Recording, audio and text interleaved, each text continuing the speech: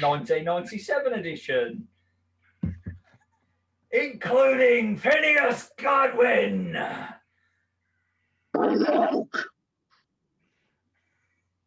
The Undertaker, Jake Roberts' Snake. It did include Jake Roberts' Snake. Did you? That is true. Spoiler alert for later on in the show. We're back. We signed up for another year. Apparently, we've signed up for another few years because this is the first of many 1997 episodes, and we're going to try and follow them all the way through until the end of the Monday Night Wars, which was WrestleMania 17. I'm going to say 2001. So we're gonna start covering from 1997 to 2001 as of right now. Not only for the World Wrestling Federation, but for World Championship Wrestling as well. So now with that big news out the way, I am Rob Campbell. Happy 2021. We're alive. I'm alongside people. They are. Happy New Year. It's Daniel. Where the fuck did I put my baby cornfield? And it's Martin. I haven't really prepared for this part. Holland. Happy New Year. Happy New Year, lad. That literally should be your middle name for absolutely everything. I have two questions, one for each of you. Okay. The first one is for Daniel, for Mr. Cornfield, who doesn't know where his baby is. What the fuck have you got on your hands, pal? Glove gimmick. It's cold, brother. It's cold. You're in a house. You're in a house. You know, it's like, we're not called the Wet Bandits. We're called the Sticky Bandits.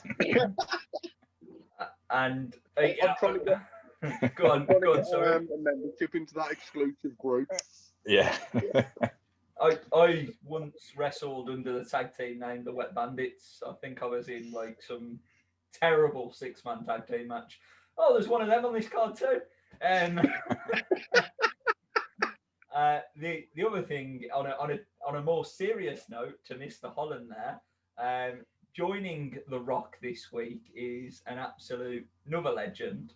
If you obviously want to take the time to explain the shirt that you have hanging up behind you.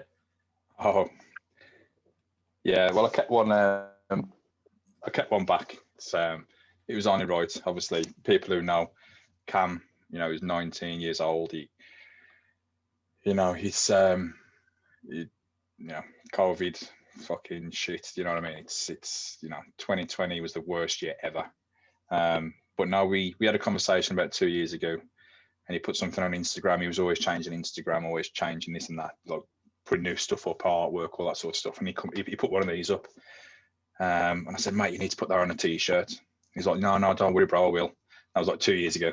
And then like when he passed in like November, I was just going through messages, like trying to reminisce, and like, because he was a really fun character, man. He was like he was just dead funny. He was weirdly funny. He was just one of them characters. Mm.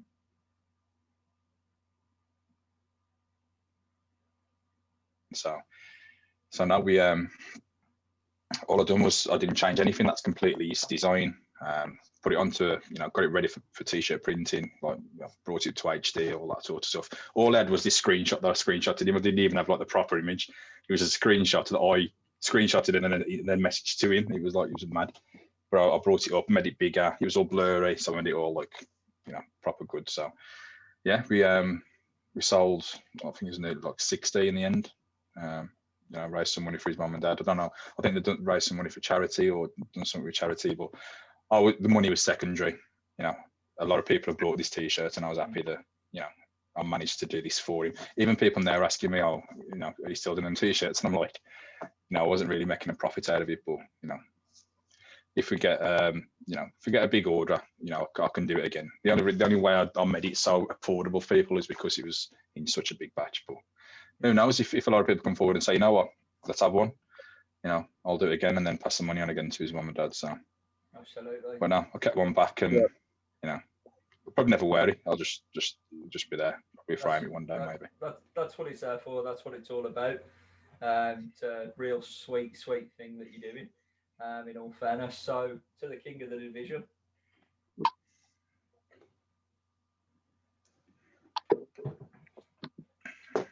Now, what are we here for? So we are here for the World Wrestling Federation 1997 Royal Rumble.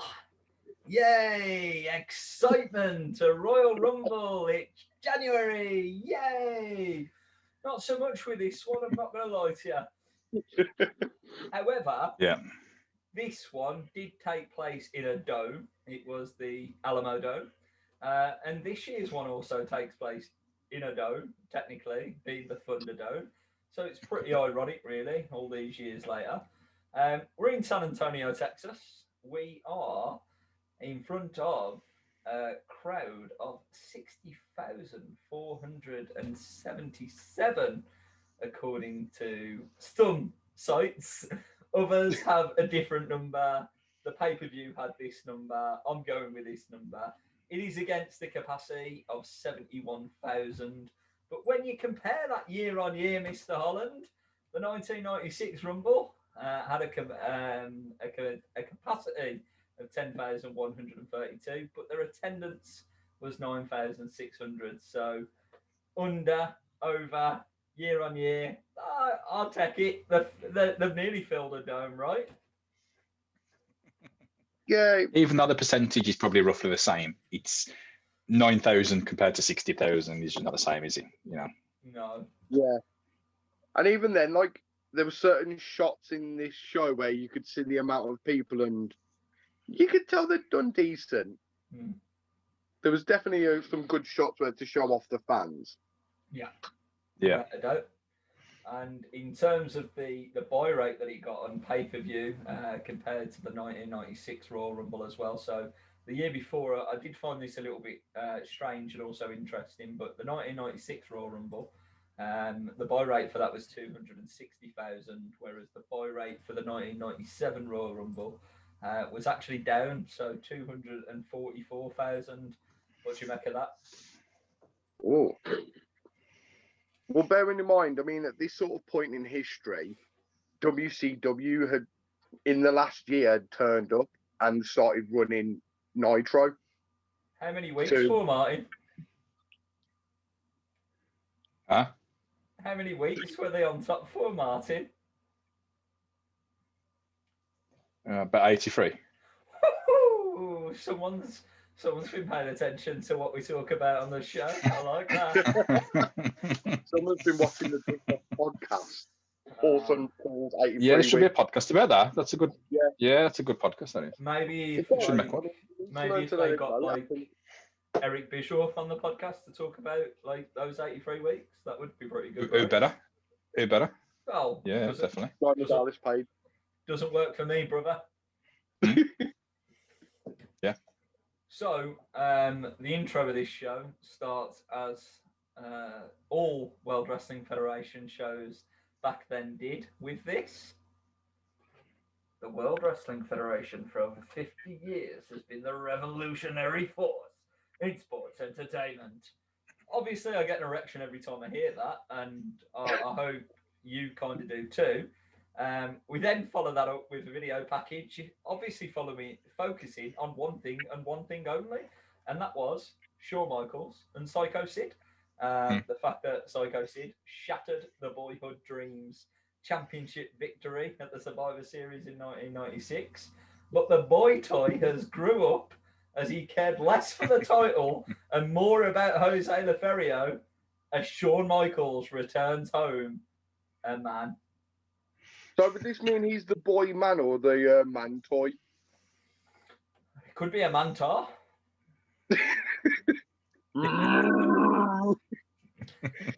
Sound effects. Well, his eyes weren't properly crock-eyed just yet, so maybe you could, you know. Who knows? Kane had not kicked him straight in the face yet. That is very true. No, exactly. And Kane also didn't have an opportunity to do that in this show because he plays a different character. Dun, dun, dun.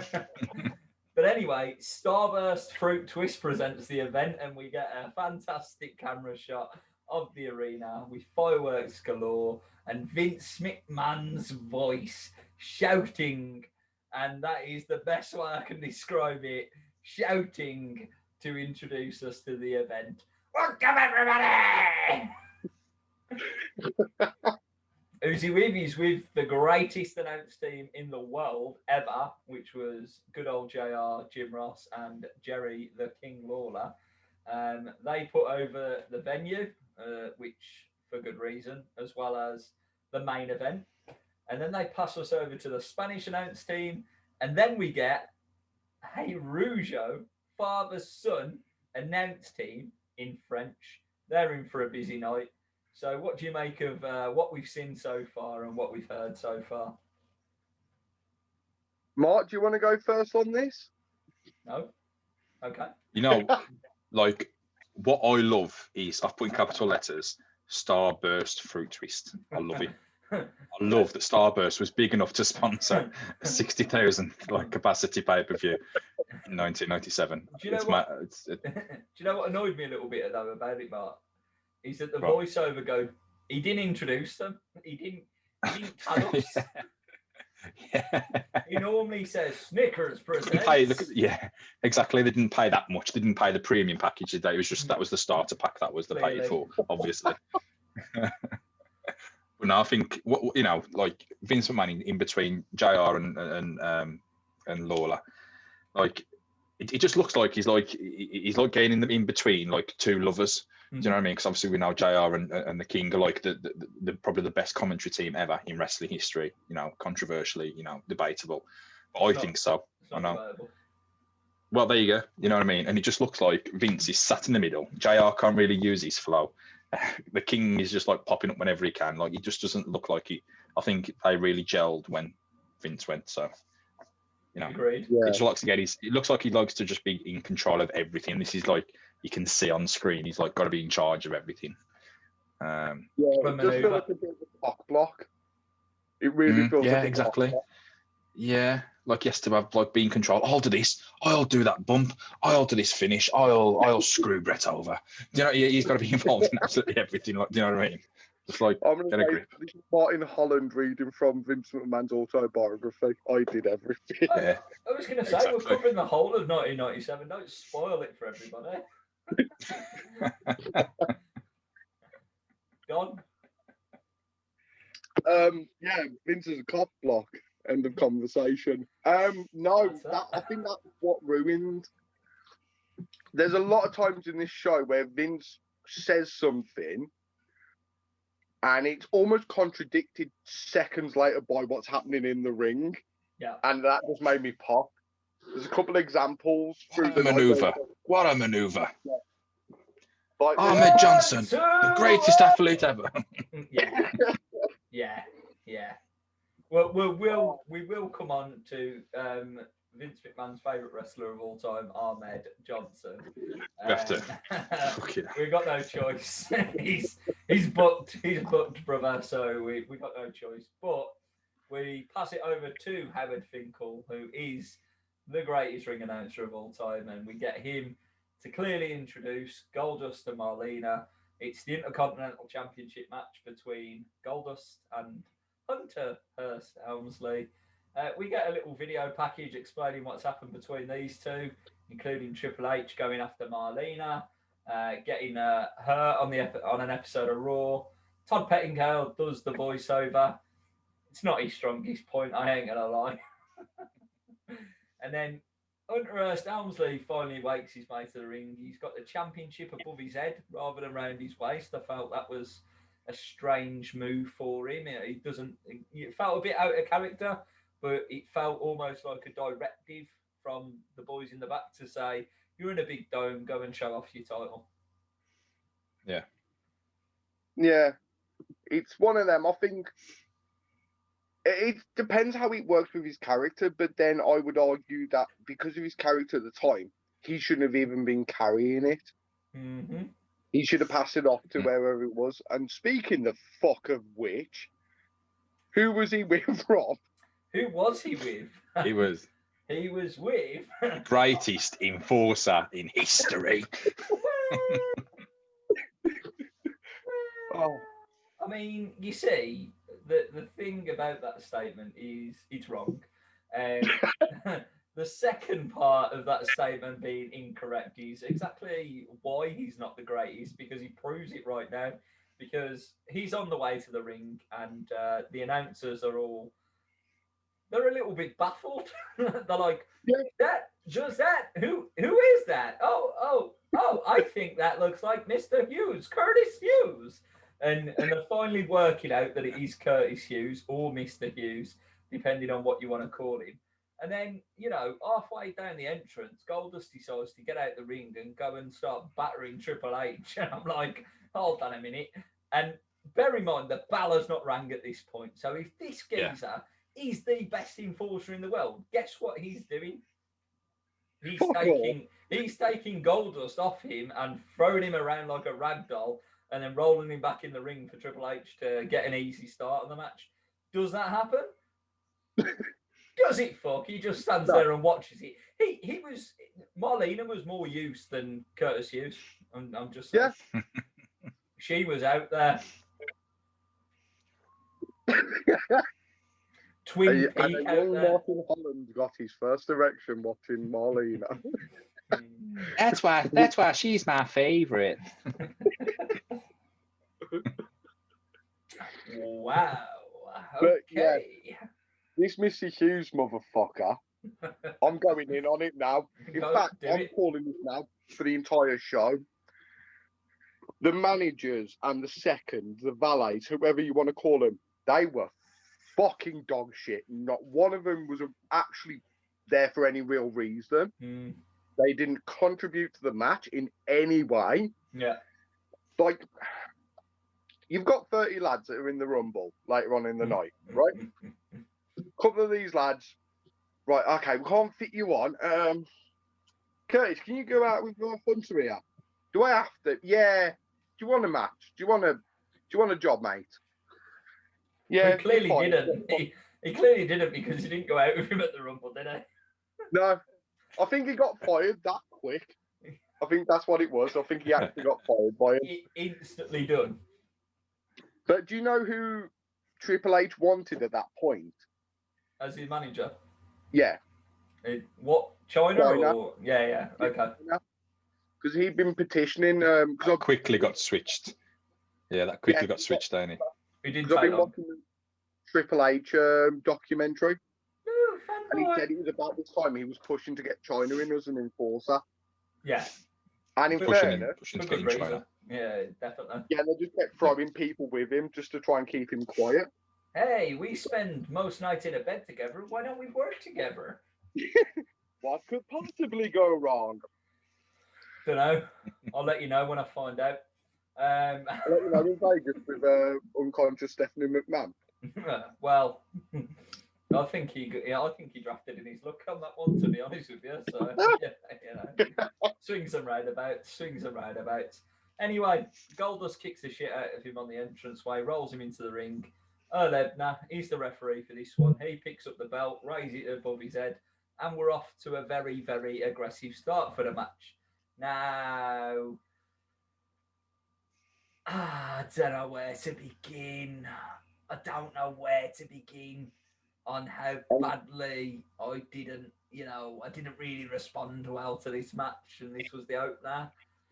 I'm not sure how you felt. I felt the same way of the fans. Like, because watching this, that was the one thing I noticed more than anything. The fans could not have given less of a shit about this if you paid them.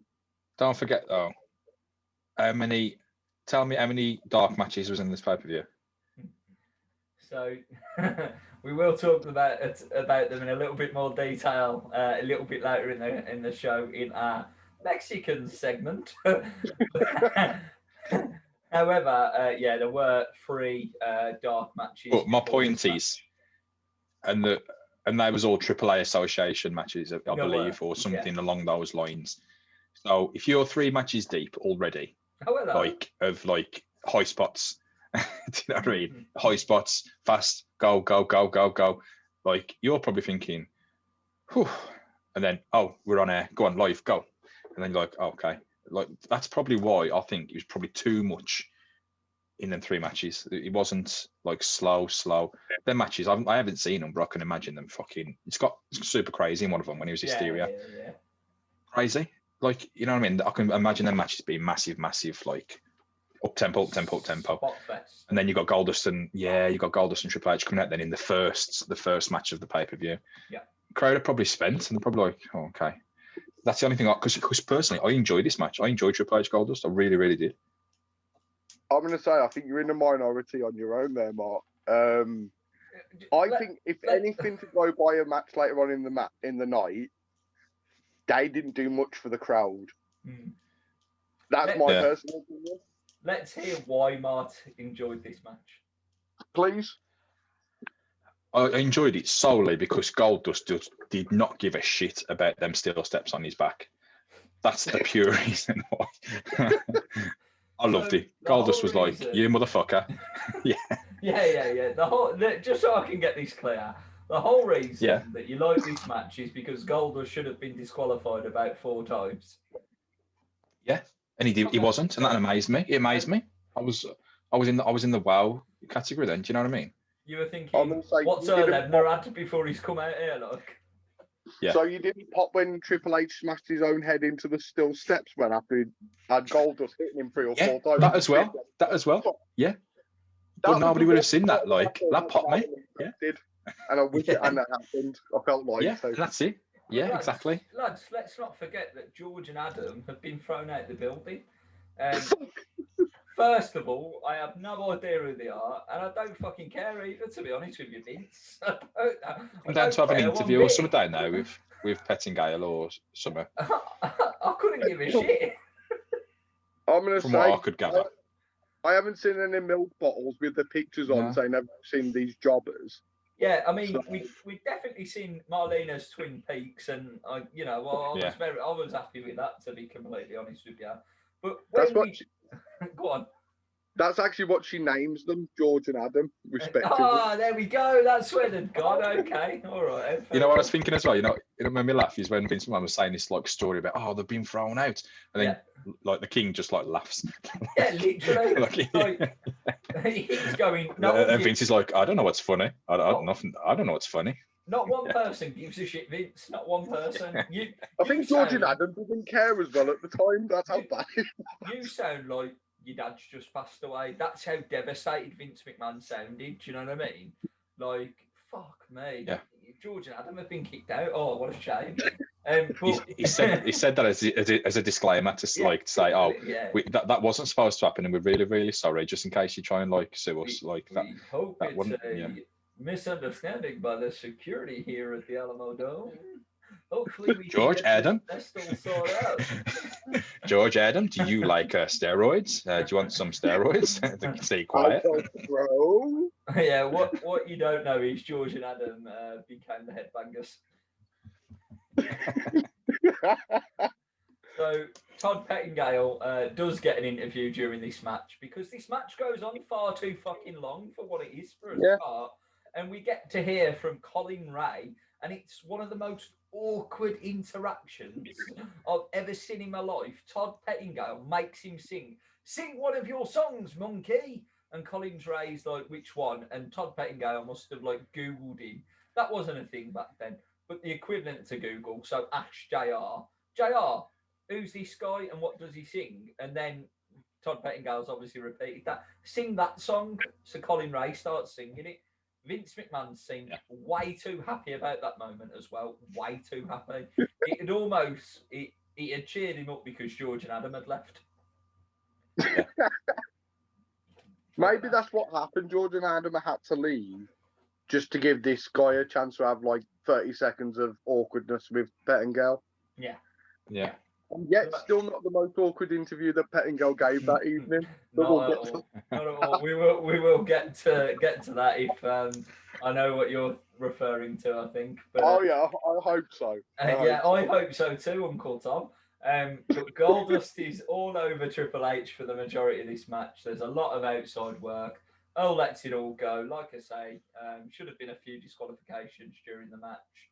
And towards the end, there's a nice spot leading up to a missed elbow drop off the top rope from Goldust, which allows the belt to come into play. Both managers are up on the apron. The positioning is just absolutely awful from Curtis Hughes. Triple H kisses Marlena. Goldust hits Triple H with a belt. Hughes pulls him out before the 3 count. Again, he's up on the apron, and again, the positioning is terrible, meaning Triple H has to go all the way around the ring to get back in, rather than obviously Hughes dragging the referee away. A clothesline, a pedigree, and that's the finish. We still got the Intercontinental Champion being Hunter Hearst Helmsley, and don't forget his classical music. That music is wicked. Brilliant. I did enjoy the music. I can't even deny that. I think the music really suited his character at the time. I thought they'd found the right music for him at that point. Yeah, definitely. I'm going to be honest. Watching this back on the network, I thought they'd retroactively plays like modern day music. Oh, really? Yeah, I'm sort of hoping for that because, like, one of these things is not like the other. Spoiler alert, it's your fucking dub music, WWE. They do that a lot these days, to be fair. They do that a lot these days. Yeah, I'm glad they didn't mess with it. So, but did anyone else get the feeling that Goldust was working heel at a certain point in the match? I think that's just what he was used to in WWF at the time, right? You know, he just literally, this was his face turn as such. But he still felt very heelish. Yeah, it was, and that was because he was going with a more aggressive babyface attitude, whereas you know, the traditional way in WWF is you turn babyface and all of a sudden you're not aggressive and you don't take shortcuts. Well, that's all Goldust ever did for 2 years, so why should he change? Yeah. And as well, I think like Triple H was such like a cunt as well. Like everybody hated him, like because he was so like up himself. He gave him the perfect platform to like get away with stuff like that as well. Yeah. Like when you look at nowadays, like Roman Reigns, he's all nicey. Oh, I'm all for the fans, and it didn't work. People were just like, what the fuck? Get out my face! What the fuck are you doing? Do you know what I mean? That's not just the day and age we're living in. People don't like that. It's too cheesy.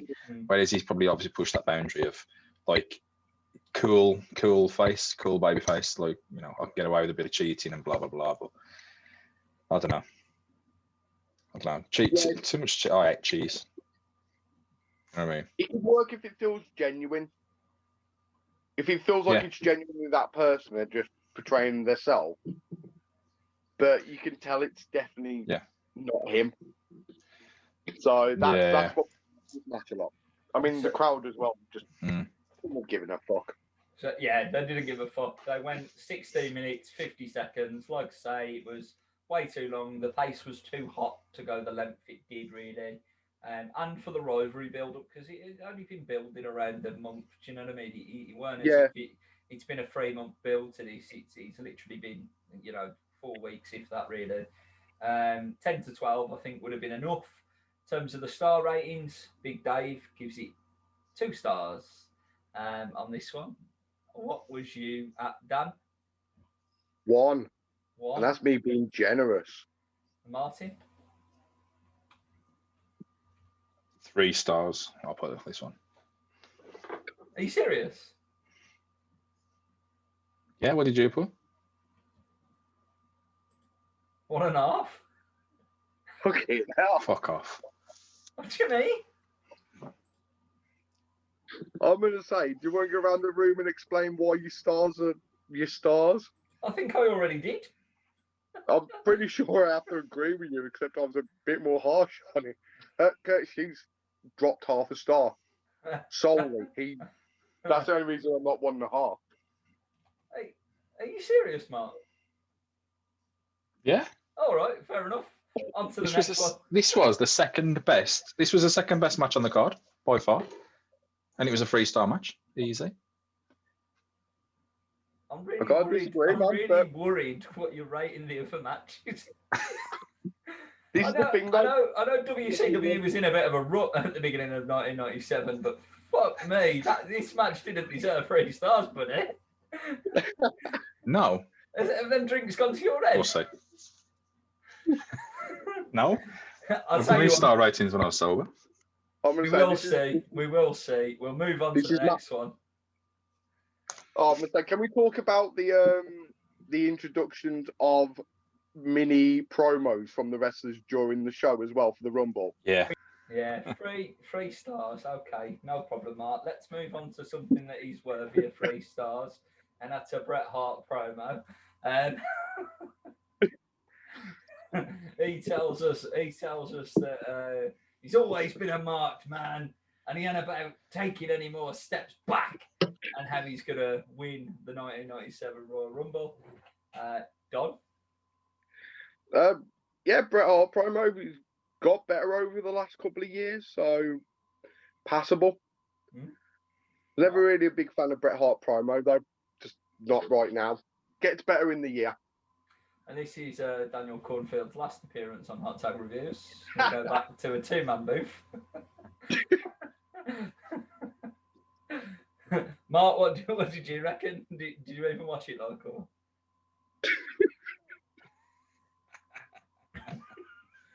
But you know what? I love these little promos. Like, it's fucking brilliant. Like, Right. it's so, yeah, it's so, it needs to be more of it. I can't wait for the British Bulldog one. I can't wait for the British Bulldog. Oh, so bad you want to talk about this one. So badly. Let's just quickly digress and save that for later, because we get Mankind, and do you know what? This is just great. This is like early Mankind, and he's there on his knees. You know, he sat down like you're in PE or assembly or something, waiting for some instructions. He's there just rocking backward and forward, playing with his hair, and he tells us that he sees it as a chance to hurt a lot of people, and he doesn't like some of them, and some he likes, and he don't care. He's just going to hurt everybody. He ain't bothered about the championship. I think it's fantastic. Yeah. And that's all I gotta say about that. Nah, good promo. Like, love the fact again, Boiler Room. Yeah. No early Mankind Boiler Room promo. Short, simple, got to the point. So, thumbs up from me. Sounds like your sex life.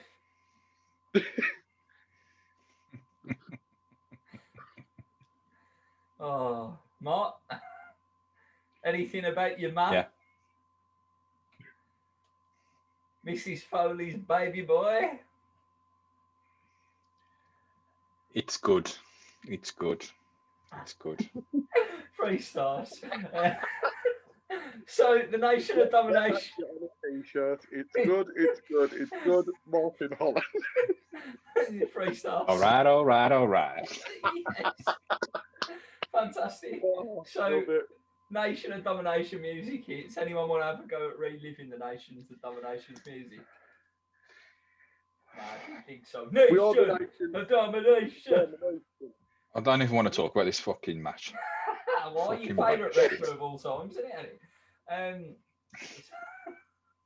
So the music hits, and we got to talk about the entrance. I'm sorry, we've got to. This is our sort of job. Wolfie D and JC Ice trying to rap.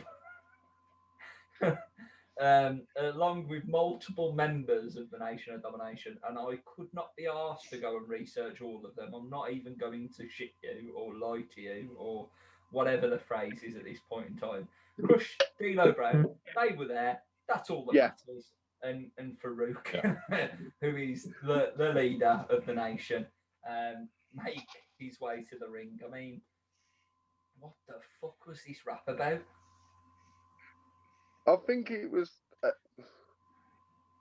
I think it was just trying to be there to piss people off. Just have 2 white boys rapping, and a young Marshall Mathers took notice at this point. I'm not saying that he helped. They helped the career of Eminem, but coincidence? Nah, it's just Vanilla Ice level up. There's 2 of them now. And yes, there was. But yeah, And you know what? What?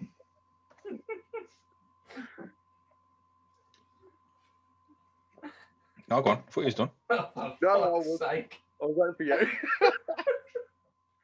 Just talk to us. Just say what's on your mind, buddy.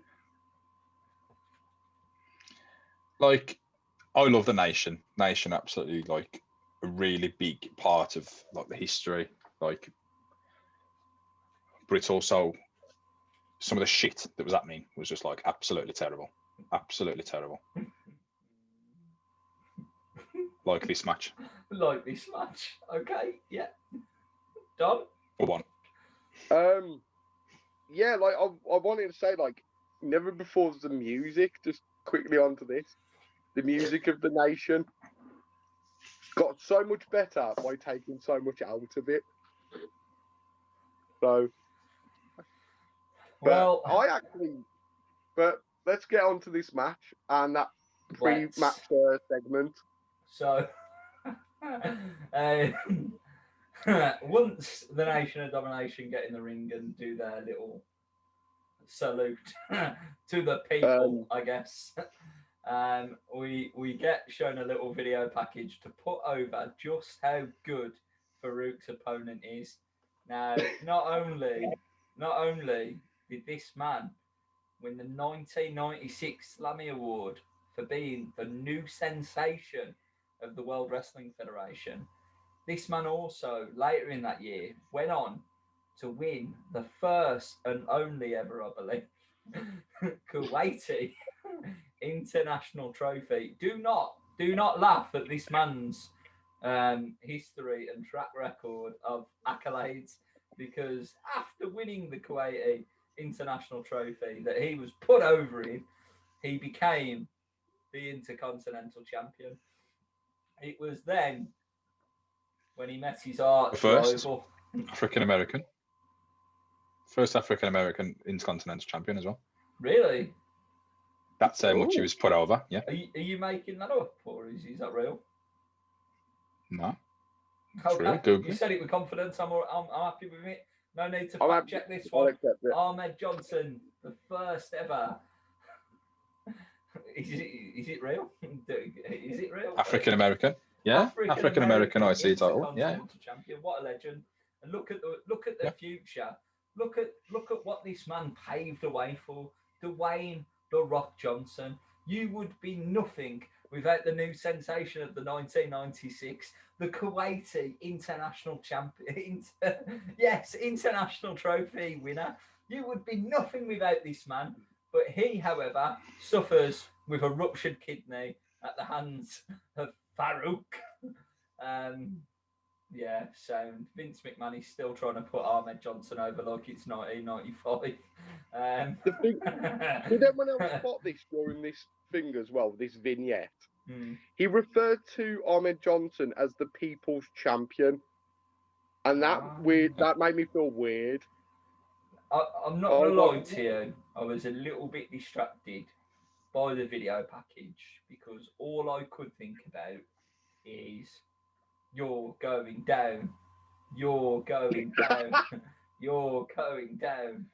Where were the t-shirts, Vince? Where were the t-shirts? Someone held a sign up saying you're going down during this match, so it clearly worked with someone. What backstage did they gave the sign to? Well, get out there. I don't know. Sign guy and Dudley might have been there. Curtis Hughes was there, so they probably had some other ECW jobbers about it. Anyway, Mike Yota's the ref for this one. Farouk, he's still wearing his pajama bottoms as he's driven into the ring post at the very beginning of the match.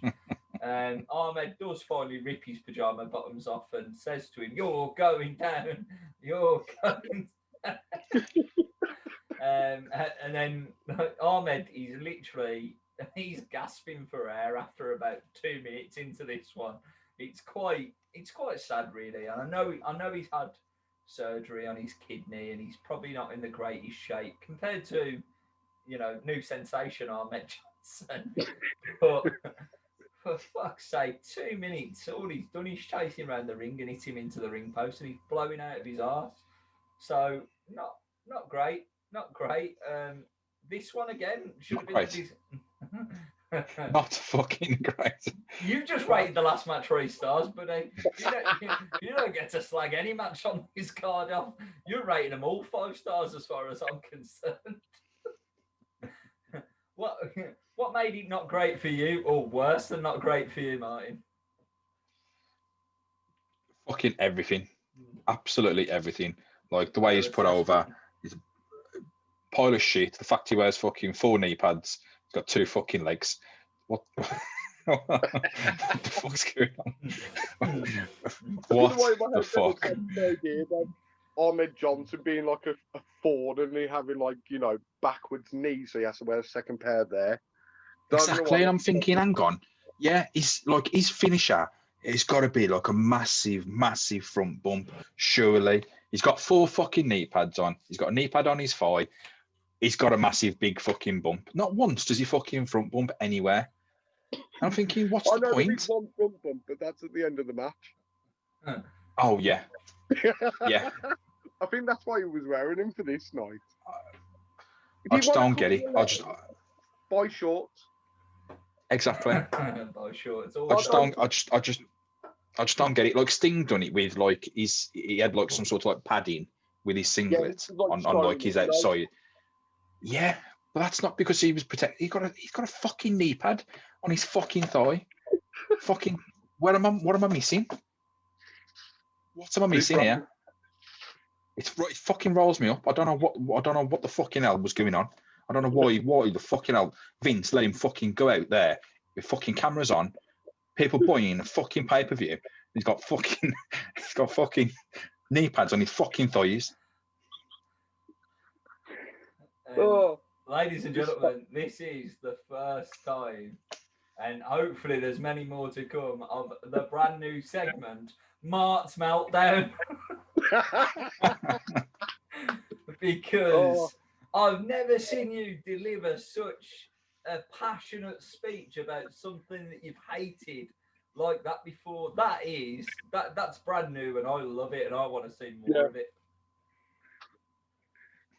Personally, I like. I don't get it. Ahmed Johnson. Don't even get me started on his fucking WWF Warzone PlayStation 1 fucking promos. What the fuck? That's something different. I'll have you know that the new sensation of the 1996 Slammy Awards was over as fuck. Marty was over as fuck. He then ends up risking disqualification as well by whipping Farouk like a government mule with a belt. JR's on commentary, but none of this matters. It should be a fucking disqualification. The steps are out to play again. A chair gets used. It's just fucking chaos. And I know it's the pickup point for the Attitude Era. I know that we're heading into a different direction. I know that ECW is picking up traction, and I know they have to compete with the competition. But fuck me, lads, there's rules. There's rules, lads. You can't.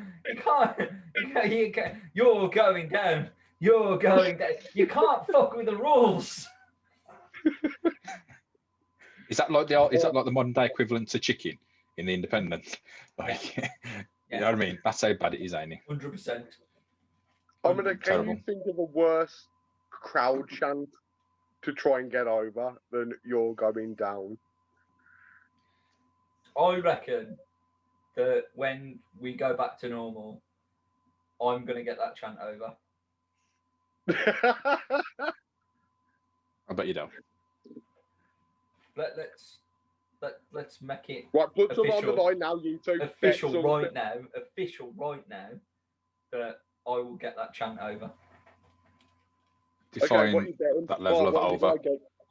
The crowd are chanting it. The crowd are chanting every single person.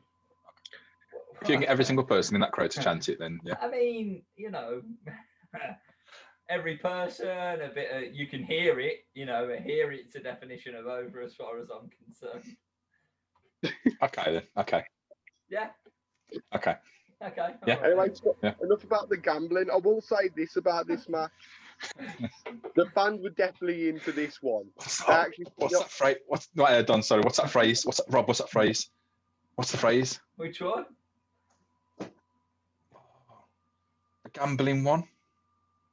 Oh, you mean from the new sensation of the Black Country?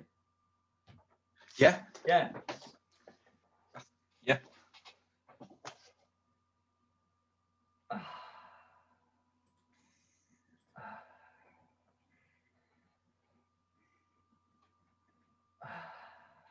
Hold on, lads.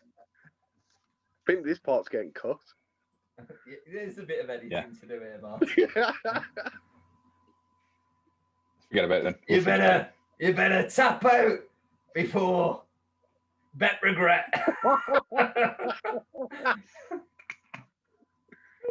Wait there. Hold on. Yeah.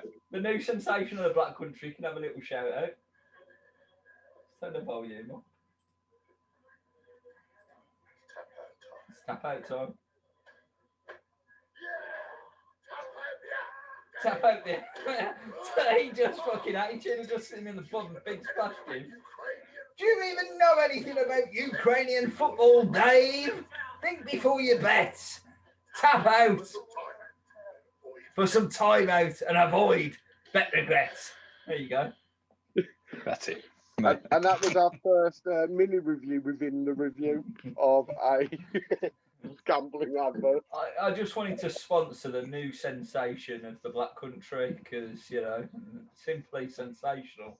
Sol Adams. Shout out to that guy. Anyway, moving on to the end of the sensation match. of 1997.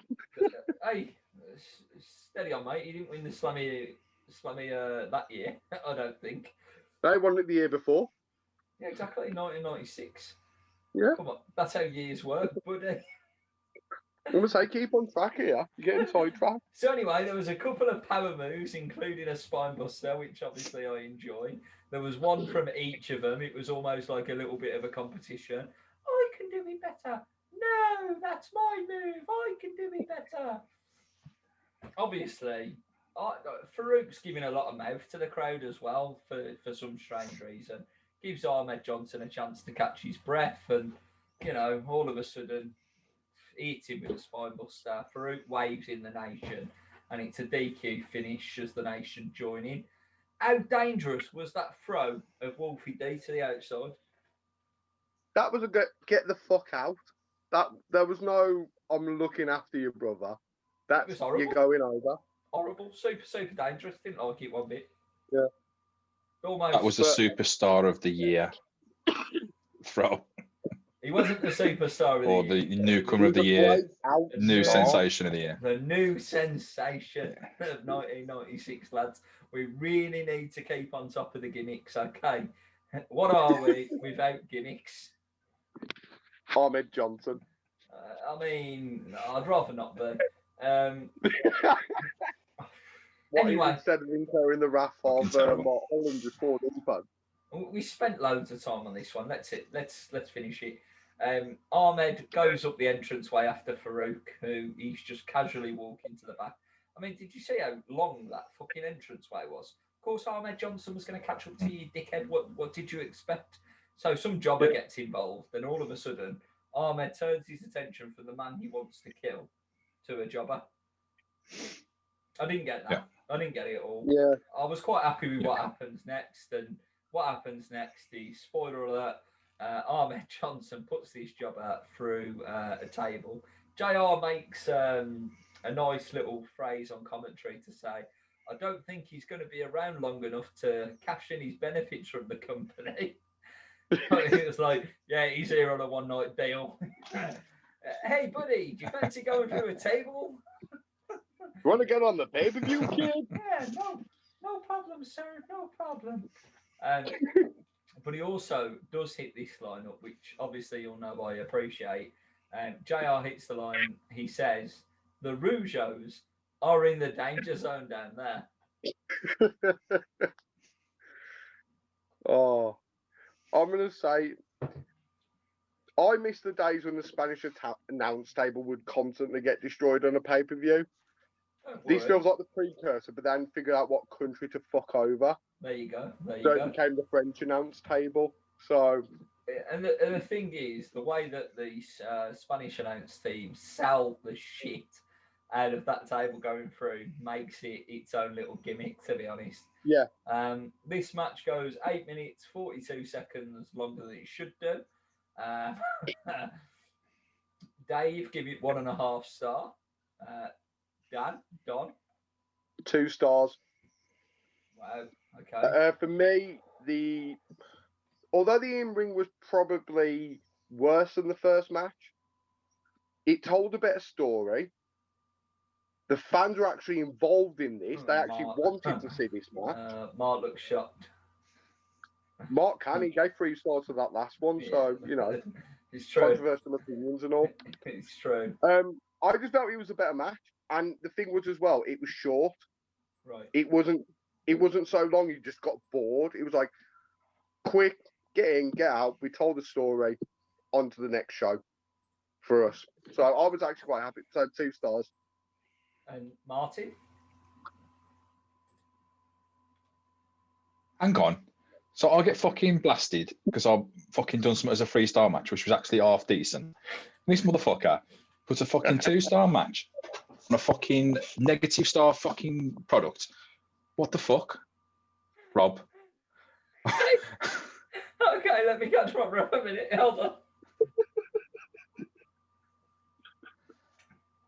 I'm fucking hearing. Am I fucking hearing things right or what? Right there. Fuck, I am fucking none of this shit. Don. Sorry, I didn't. This is your last show, mate.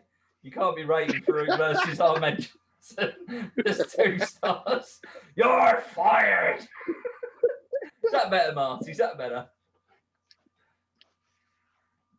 Don't worry, mate. I'll rehire you. Fuck me, tomorrow. man. So, what's your star rating? Fucking 0. All right, sound. No need to cry. This was your 0. Yeah. This was your 0. He's give it a 0. Okay, he, that's opinion. He can rate more. He can rate more than 1 at 0. I just rate 1 at 0. So this one is it's a 1-star match. Yeah. You're off your fucking heads, both of you. Fuck, man. Look, Martin. Look, I don't want to get into it with you, but the bottom line is Ahmed Johnson was the new sensation of 1996. That man. Yeah, so I keep fucking hearing. Tony Atlas, his son, deserves a little bit more respect, okay? He won the first ever and only Kuwaiti International Championship. Okay? He's got a trophy. You've got a book. You've got a book of Dwayne, right? Just remember, Dwayne, 500. That's what £500 of a bench press gets you. Putting a £300 man through a fucking table, but at 150. And nearly kill him on the stairs underneath. Yeah, and nearly killing a £150 man by chucking him over the top rope. But just remember, you called it Ahmed Johnson, the first ever African-American Intercontinental Champion. The Rock was the next one. Need I say more?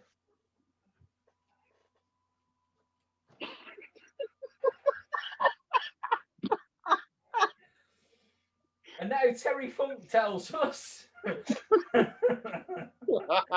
Dave rated it 1.5 anyway. But Terry Funk tells us that it's his state and he was born to rumble. Classic 80s promo from Terry Funk. But here we go, Don. This is the one that you wanted to talk about, so I'll pass the floor to you, buddy. Farouk and the Nation are interviewed by Todd Pettingale. Oh, fuck me. A fucking killer's row of shit your pants looking into the camera, deer in the headlights. So, Pettingale talks to the manager. Mason. As he's about to talk. The man that gets paid $1,000 just to turn up. You know what? I can think of worse jobs. I can think of worse jobs. Farouk then takes the mic, starts cutting a promo. He pulls 2 out from the Nation pack. If you told me that one of these 2 people have been diddling kids and have just been called out live on camera, this would be the look on their face. Both of them, especially the lad. The lad looked like an Uncle Bad Touch. He looked like an Uncle Bad Touch. And he looked like he was about to go to prison for it. Wow. It cracked me up. It cracked me up, this segment. It shouldn't have been funny. It was hilarious. It was pretty funny. It was pretty funny. Like you say, Clarence Mason, he tries to start cutting a promo, and then Farouk, he's almost like, nah. I can't forget what I'm supposed to say here. I'm going to forget if I don't do it now. So he just grabs the mic dead aggressively and starts shouting at people and down the camera.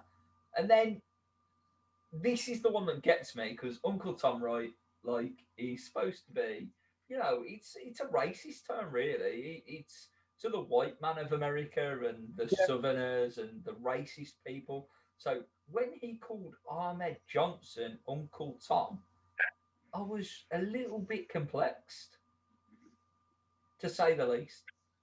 Yeah, I think the whole idea of the Nation, it was based on like Black Panthers and the extremists, like the extremist sects of the race riots. But that was one thing I didn't get. I was like, what is he trying to say? Ahmed Johnson's white? Like, did I miss something there? Well, he is the new sensation of 1996. He could be. He could be. Like, he's fucking everything else, apparently. You're going down. You're going down. So Vader's music hits, but no Jim Cornette. We learned that the Undertaker had attacked him on an episode of Superstars with a tombstone pile driver. Now, this match, in all fairness, when you look at name value, should really stand out on the card. And it's the man they call Vader versus the Undertaker. So when you say those 2 names, you think, yeah, this has got all the components to be an interesting match. But with an entrance nearly as long as the match, the Undertaker. Just even at this point, he's unreal. He's a superstar compared to whoever else has been on the card so far. He's head and shoulders above everybody that has been out so far. And I mean, Triple H obviously becomes, a superstar in his own right, a legend, if you like. He's running the business today. But he hasn't earned his spot at this point for me. He isn't in the conversation of the likes of Undertaker. At this point, this is after the curtain call, ain't it? So he's like, from what he said, he got put down the pecking order, didn't he? So obviously, like, he went on to bigger things in this year, especially. But obviously, he was still working his way up. He was IC champion, but like you said, he was still. I think this was like the first bit of good luck he'd had after the curtain call. Yeah, definitely. And the strange thing about that, like you say, he Triple H at the time was the Intercontinental Champion. The Undertaker, up to this point in his career, how many championships has he held in the World Wrestling Federation? One WWF, wasn't he? One world title.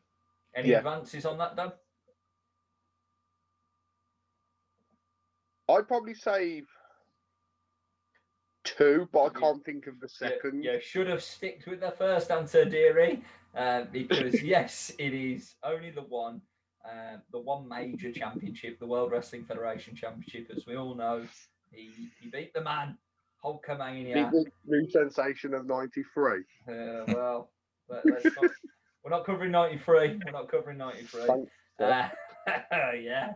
But yes, he beat Hulk Hogan to win his first WWF Championship back in 1991 at the Survivor Series. But that's that.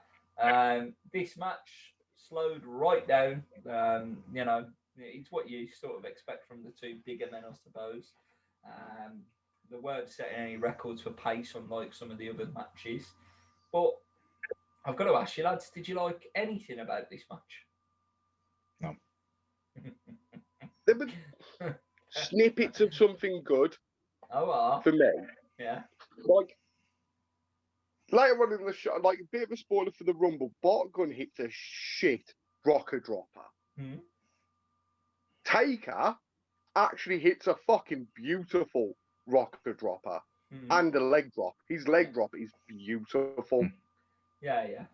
I mean, there was little moments in this match I was expecting something, it just never happened. I mean, this match could have been on Raw, though. Yeah. Then again, I'd argue every match up to now could have been on Raw. Yeah. And I wouldn't have, you know. Yeah, I'm speechless. The first match was a pay-per-view match, but the rest have been absolutely shocking. Oh yeah, 3 stars for you, wasn't it? So anyway, Todd's back in the crowd. Our mate Todd. This time with a babysitter who saved her money up to come see Shawn Michaels from Minnesota. So while the match was on in the background, because I was so bored, because I missed that rocker dropper, by the way, so thanks for letting me know. I'll go back and watch that. What I decided to do was Google how long it would take to get from Minnesota to San Antonio.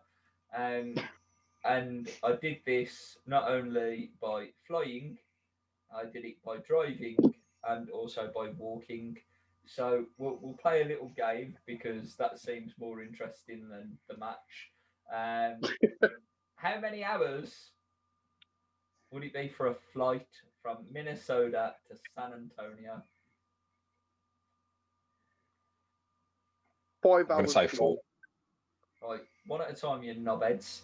I'll go 5. 5, and you said 4, right? 4. Yeah, okay. Yeah.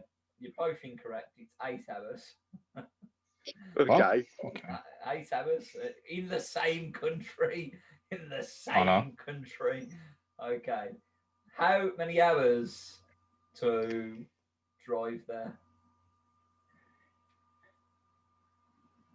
20. Okay. I'm going to say 54. Okay. Don, believe it or not, you are on the money, brother. 20 was the answer. What? So, Martin, can you redeem yourself and get anywhere near to how long it took to walk from Minnesota to San Antonio? Right, so let me get this right. So it takes 8 hours to travel fucking 1,000 miles an hour, wherever it is. Look. It takes only 12 hours more to fucking drive there in a fucking car where you're restricted on roads. Look, buddy. What the fuck? You're not contesting a dead reg right now, yeah? I didn't make Google Maps up. Google gave me the answer, buddy, and that's the end of it. If it was only 20 hours in the car, walking on your assumptions, 22 hours. Fuck off. 50. I'm going to say 56. Are you fucking mad, G-Pair? Right. Try 4 days. Try hundreds. And I'll give you a clue, right? It's anywhere between 400 and 500 miles. Sorry, hours, not miles, hours. The Proclaimer's got stuck in my head, my bad. 420. Go 420. 421. Yes, sound right. He's as interested in this. 470. 470. You were right the first time round. You wasn't. It was a 435-hour walk, and like I say, it was honestly more interesting than what. You was good at that game, Don. Well done. Yeah, congratulations, Don. Yeah. Where do we got for the winner? Moving on, so there was a big cat suplex that was nice.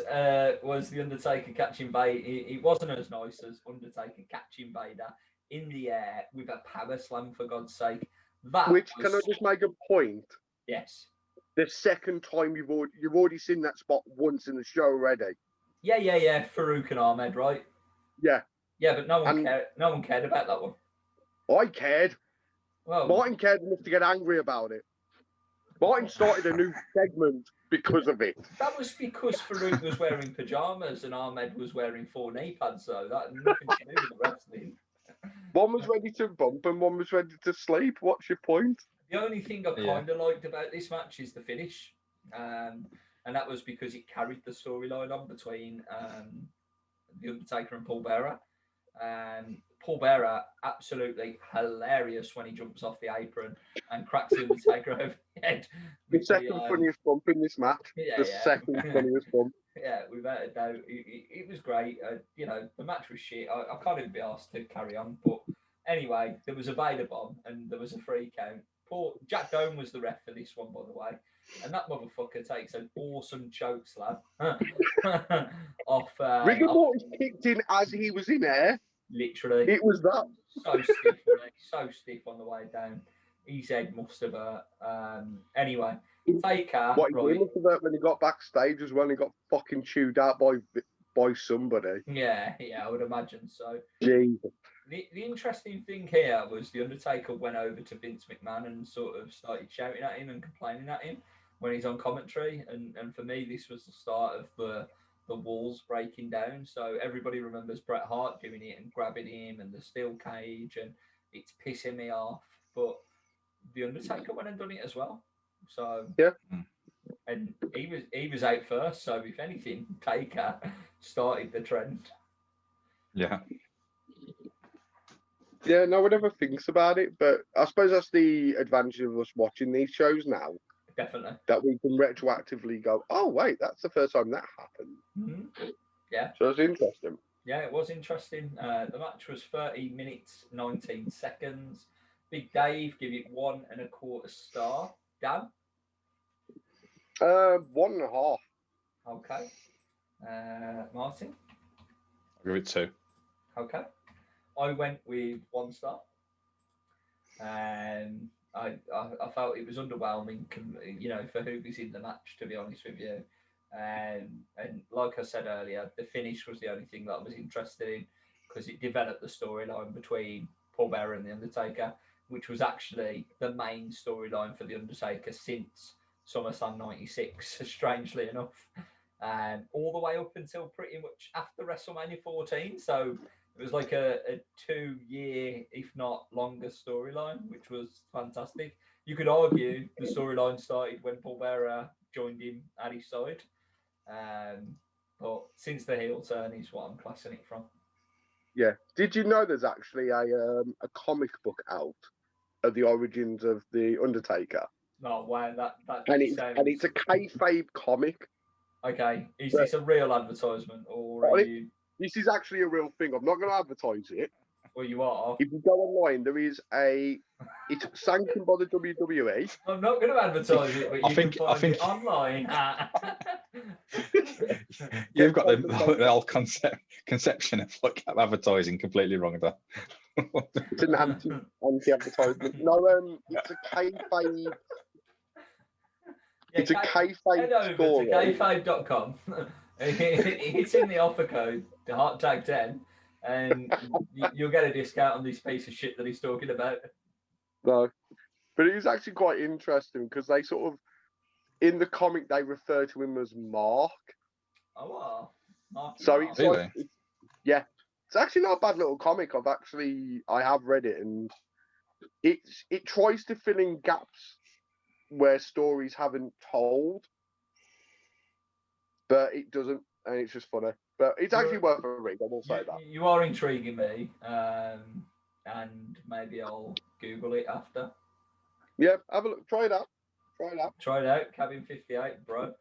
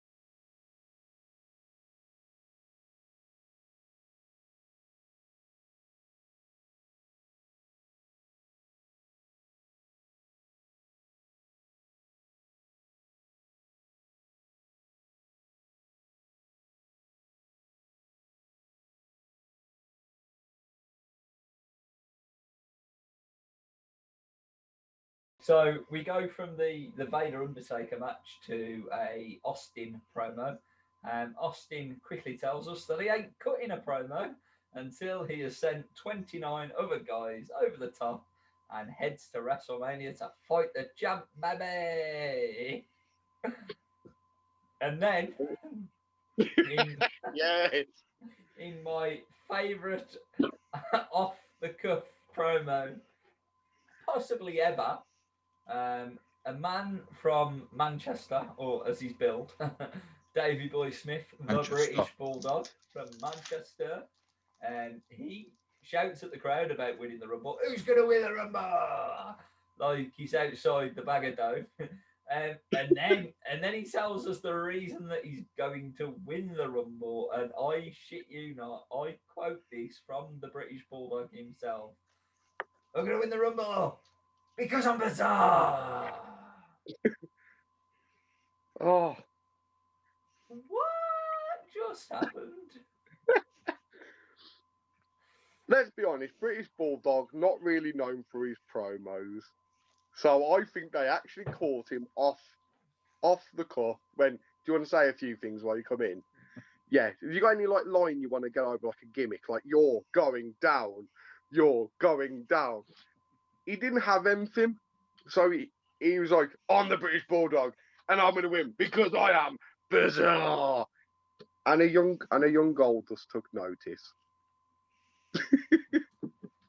Yeah, we've already created Slim Shady. Why not create Goldust from this episode? I'll put it this way: that promo was better than the whole of match 2.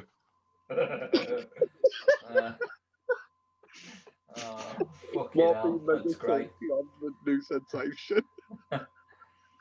Now, we move on to the Mexican segment of the night. It is match 4 on the card. It is a 6-man tag. Wish me luck at butchering these names. We have in one corner. I can see the difficulty in your eyes already. Bizarra Guerrera, Heavy Metal, and Jerry Estrada taking on the team of Al Canek, Hector Garza, and Perry Aguero. Aguero, it don't matter, you know. The referee is a AAA ref as well, Pepe Casas. And, I mean, there's filler matches, and then there's this, right? It's absolutely all over the gaff. Mike Chioda is also outside the ring, clearly shouting at the referee to say, go the fuck home. we need you done, and we need you done now. Yeah. But I don't have a lot to say about this match. The one thing that I will say before I pass it over is there was an outstanding one in there for me. It was Hector Garza. He had a fantastic career in Mexico, mainly for AAA. He did also have a stint in WCW as well as TNA. And in 2011, he became the World Heavyweight Champion for CMLL. But he sadly passed away in 2013, losing a battle to lung cancer. And at the time was the Mexican National Heavyweight Champion. And he was eventually inducted into the AAA Hall of Fame in the year 2015. So I'll pour one out to that guy. Like that. Hector. And yeah. Who's that guy? Who's that guy? How much does this guy weigh? Oh wow, that's a bit out of order, mate. I know, man. Fuck me. I mean, Don, you said you got something for me on this Mexican match. I haven't got anything to say, so. It seems. I'm glad somebody's got something. Fuck yeah. Yeah, I left this one blank, but. So, obviously, these guys are over from AAA, which is the oldest running promotion in the world, and still running today. Yeah. Even with current scenario, it is still going. Now, I think it's a well-known secret that one of the big things of WCW was the cruiserweights and how their style was completely different, especially for American wrestling, and how much people have got involved in watching it and being amazed by it. So I think Vince thought, right, well, if they've got luchadors, I'm just going to bring a company's worth of the best in. Little did he know that the fans were not going to give a shit. The wrestlers in the ring most likely didn't give a shit, other than one guy who unfortunately is not with us anymore. I think everyone else was either past the thing or past their best, or hadn't quite got to their best. They didn't understand the rules of the tag. It's hard to keep track of who the Rudo and the Technicos are, faces and heels. So the thing was, it was just put in there randomly, and I didn't like it. And it wasn't a good match even for Lucha Libre, in my opinion. Mark, anything for you? You know, we're all forward to the match. You know, what's happened, I'll give you a bit of a backstory. I know exactly what happened on this match. So, obviously, they've had Taker and Vader just finished, gone back.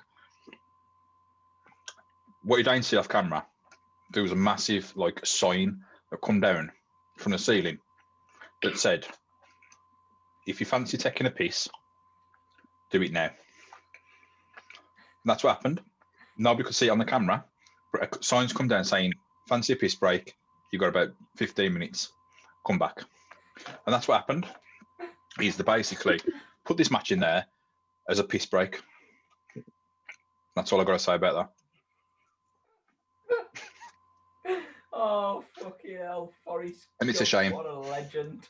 And it is a shame because these are some of the most athletic guys, like you said, AAA, longest, one of the biggest promotions in the world, well known. And it's a shame. It's a shame that WWF just add them to just piss all over them, to be fair. Yeah, but I think they were using this to try and combat the cruiserweights of WCW. But the problem is they've just been thrown in on a pay-per-view, or one of the big four pay-per-view with no build. Not the first time they've done it, though. Yeah. On a lot of them, there was always chucking these Mexican AAA matches in. New Japan as well. They brought guys in from New Japan with no context, I think. Yeah. No, there's no build-up, no story, nothing.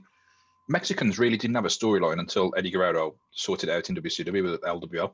That was the only time, really, they had a real story. Up until then, luchadors and Mexicans never got used for nothing. No story, just pure visual. That was high spots. They were just high spots. Yeah. And I think if they'd have said, right, we're going to sign Hector and we're going to get him over. I've said, let's go. Yeah, I said, come on then. Yeah. One thing I'd have got out of this match was Hector Guerrero. Oh. But, yeah. What did you think, Rob? 0 stars, and that's all I've got to say about that. Interestingly, though, there was a connection between AAA and WWF as more of a cross promotion for this event.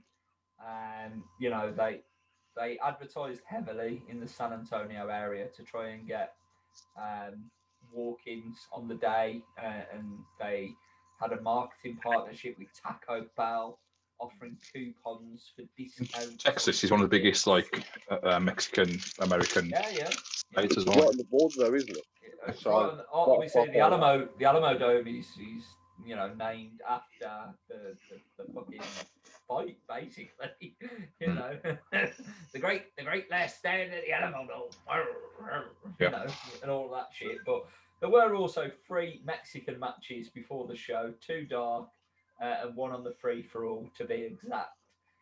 The 2 dark matches were multi-man matches. All of them were multi-man matches. The first one included the appearance of a 17-year-old, Pero Aguero Jr., who obviously his father was in this match. Heavy Metal also worked in another 6-man tag. So this was his second match in the Alamodome.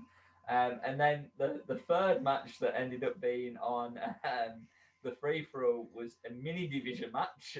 And we know how much we all love them with Max Mini. He wasn't in this one, but it's fine. 2 Mexicans, whoever they were. I couldn't be arsed, lads. I'm not going to lie to you. They beat a mini Mankind and a mini Vader, if you can believe it. So I need to see this match. do you know what? Conrad is always begging Bruce Pritchard to have a word at WWE and get the free-for-alls included. I love the free-for-all. Todd Pettingale was an inspiration for me because he would get me fucking hyped as fuck for the event. You know, he'd be running through the entrance curtain, and I mean, you just didn't get that sort of access. Like, do you know what I mean? When they did, you know, Shawn versus Sid, and the cameraman follows him all the way, which we'll talk about. I used to love things like that. That's, you know, the Goldberg entrance. That's where it comes behind the from, scenes a bit like. Yeah, exactly. You get to learn more and see for the network, like even spoiler alerts, like Nick Patrick just being there in a vest top and so on. So. Can I chuck a question out there? Like you said, in terms of like, obviously that's the reason why they had all these Mexicans and all these luchadors on the show, is because obviously, like you said, it was in the Texas state.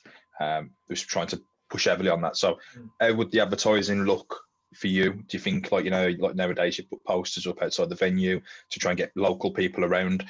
Do you think Vince would have done that sort of thing, as well as the big posters and the big TV adverts? Do you think they'd have done? Do you think he'd have obviously like put these Mexican matches on solely on a poster around, and said like these are the, you know? Do you think that would have potentially happened? Potentially, local promoting that way, like. I do know that they were trying to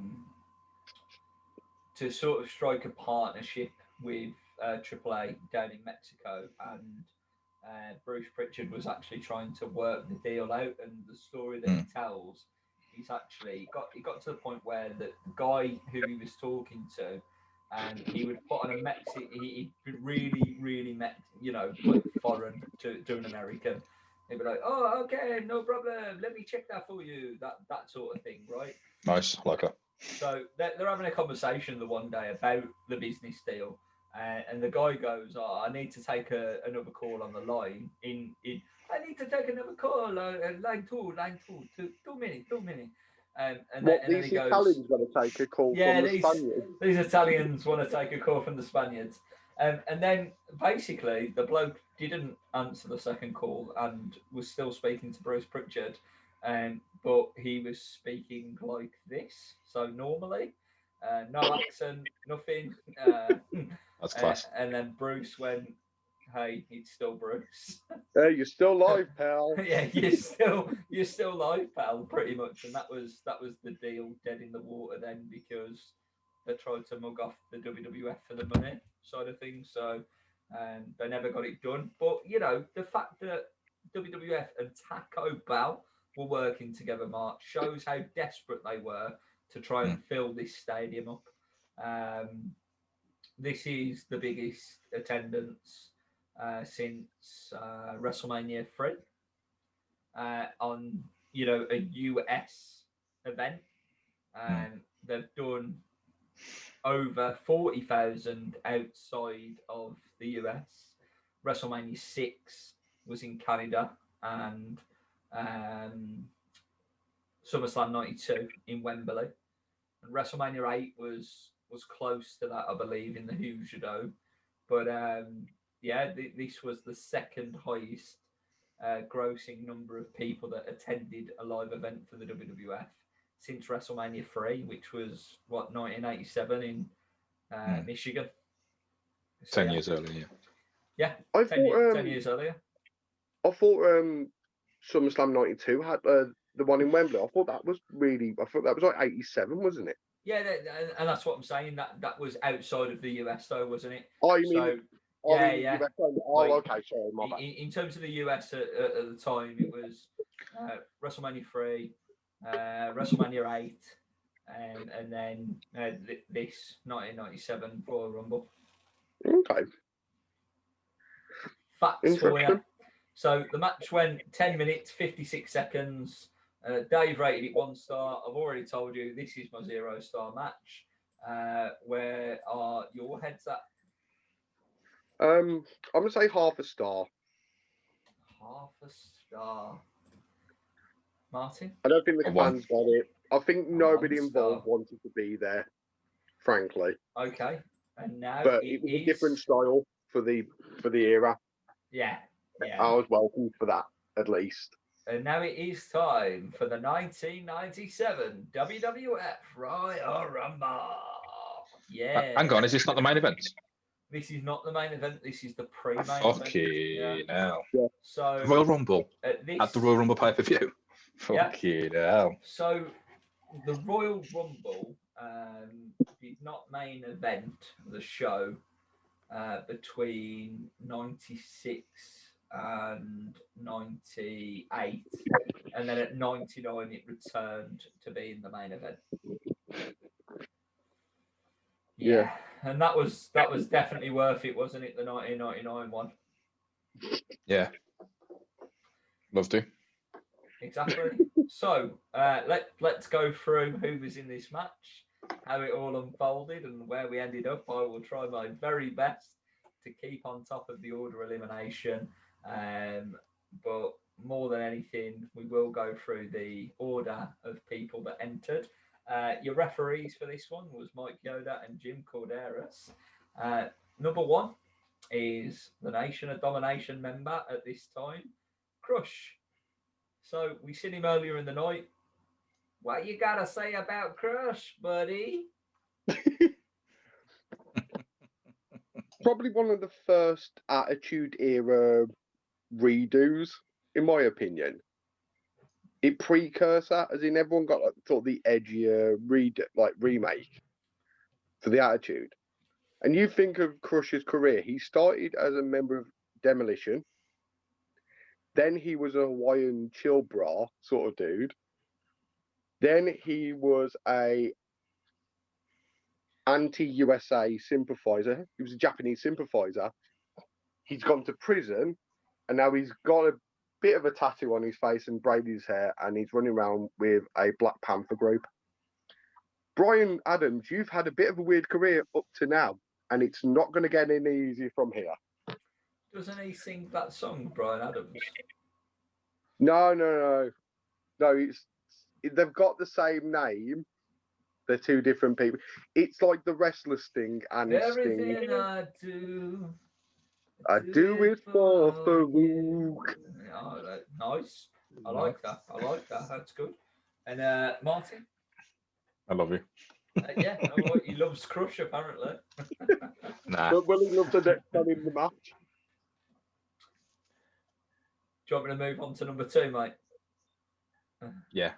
Yeah, well, you will be pleased to know that the number two entrant is, of course, You're Going Down, the new sensation of 1996, the Kuwaiti International Trophy winner himself, the man that he's going to, equal Shawn Michaels' record of completing from the... It is the Speedo Brief King, Ahmed Johnson. Oh, I love it. Fantastic. So we haven't got a lot to say about Ahmed Johnson because we've done all the talking. So we'll just move on to number three, which is the bad guy, Razor Ramon, and that he's played by Rick Bogner at this point. I will say played by him because it's not Scott Hall. Also, we do get told at this point that we're having clock issues. That there's an official clock, and like the NFL, there isn't an unofficial clock, as Vince quickly covers up the issues that they're having. Okay, Canadian wrestler Rick Bogner playing Razor Ramon. Talk to me about this gimmick. And can I just say, Vince, obviously from the curtain call, obviously Vince wanted to carry on these characters into 97, blah blah blah. For me, this was the epitome of this is Razor Ramon. Razor Ramon, one of the greatest characters ever. Yeah, am I wrong? Is this the second rant? I think we got one. I think all I'm saying. No, I'm going to calm. Oh, please don't. But this was, to me, was the epitome of Vince just shitting all over something that because tell me how long was Razor Ramon in the Royal Rumble for before he got eliminated? A whole 17 seconds. There you go. Razor Ramon one of the biggest superstars coming out of WWF, and he's just shit all over it. Yeah. Okay. For me, what I can never sort of get my head around, obviously Vince didn't want to lose the characters of Diesel and Razor Ramon, so he got two guys to play them. But it wasn't bad enough. He was just like, look, the character out. He got JR to attempt a heel turn. That worked out well for him. Attempted heel turn. And it was like, Vince, do you want to take your cock out of JR's mouth and just say it yourself, mate? You know, because you know he was telling him what to say. Absolutely. And it was the same. I'll just never get it. I'll never get it. Probably not so much for Rick Bogner, but I mean, I can see some future in the other guy, the guy that's playing Diesel, but that's So, just like, just throw that out there. We will come to Big Sexy a little bit later on in the Royal Rumble, but as Martin has alluded to, Rick Bogner, aka Razor Ramon at this point, was eliminated after 17 seconds, becoming our first elimination of the night. That brings us on to number 4. He is PIG, Phineas Godwin, or good old Dennis Knight. He's having a go, aka Daniel Cornfield. What are you saying? I said it's the first showing of pre-naked Midian. He's fully dressed in the fucking dungarees at this point. Loving the pigs. He's a weird guy, Dennis Knight. Again, another sort of weird trajectory on his career. Yeah. Coming as a pig farmer. Then you become a member of a cult. You then decide nudity's like cool. And then you leave the business and become a well-paid chef. What a guy. Sounds like your career, don't it, Don? I wish I could be as naked as him. Well, we all know that you're just sat there in a t-shirt. There's nothing else on underneath. So yeah, we're not PG. So anyway, Phineas makes his way to the ring. I believe at this point this is where Ahmed Johnson throws himself out the ring because he sees Farouk in the entranceway for some strange reason, and away he goes. So he eliminates himself to become the second person eliminated from the match, and then stupid fucker. I think the knee pad put enough flow to his brain. I'm going to jump over the top rope, which is way more harder than just going through the middle. and then Crush gets eliminated by Phineas Godwin of all people. I'm not sure if this is before or after the entrance of number 5, but Stone Cold Steve Austin is number 5. Strap yourselves in, boys. He's in for a busy night. You know what I thought as well? Like, there's no pop for Austin at this point. It was really weird to see Austin come out and there was no, like, ovation. There was nothing. Yeah. You know, right? Like, because he was so early. Look, there was, and obviously there's people cheering, but not to what you're used to. When you listen to a Stone Cold in the later years, it's like the fans fucking erupt. The crowd was wild. And can you imagine in that dome if he was in that state, in that prime? What that would have sounded like. Oh, that would have been. It was just weird to see. I know he hadn't reached that level yet, but it was weird to see Austin come out to that music and not have that pop. It was a weird sight. For me, it's quite weird because if, like, you ask WWE, he wins the '96 King of the Ring. He cuts the Austin 316 promo, and that was a point when he was the biggest fan favorite ever. There was just under a year. I think later on in the year at Mania, it's realistically when the crowd are on his side and you start getting in those pops. Yeah. So at that weird point, especially as well, it's weird to see Austin heel. Yeah. Yeah. But it's like a proper heel. Yeah, exactly. I am a heel. Yeah. So as a heel, out goes Phineas Godwin, and in comes Bart Gunn. No Billy Gunn in this one, which was a bit strange for me. well, yeah, fuck him.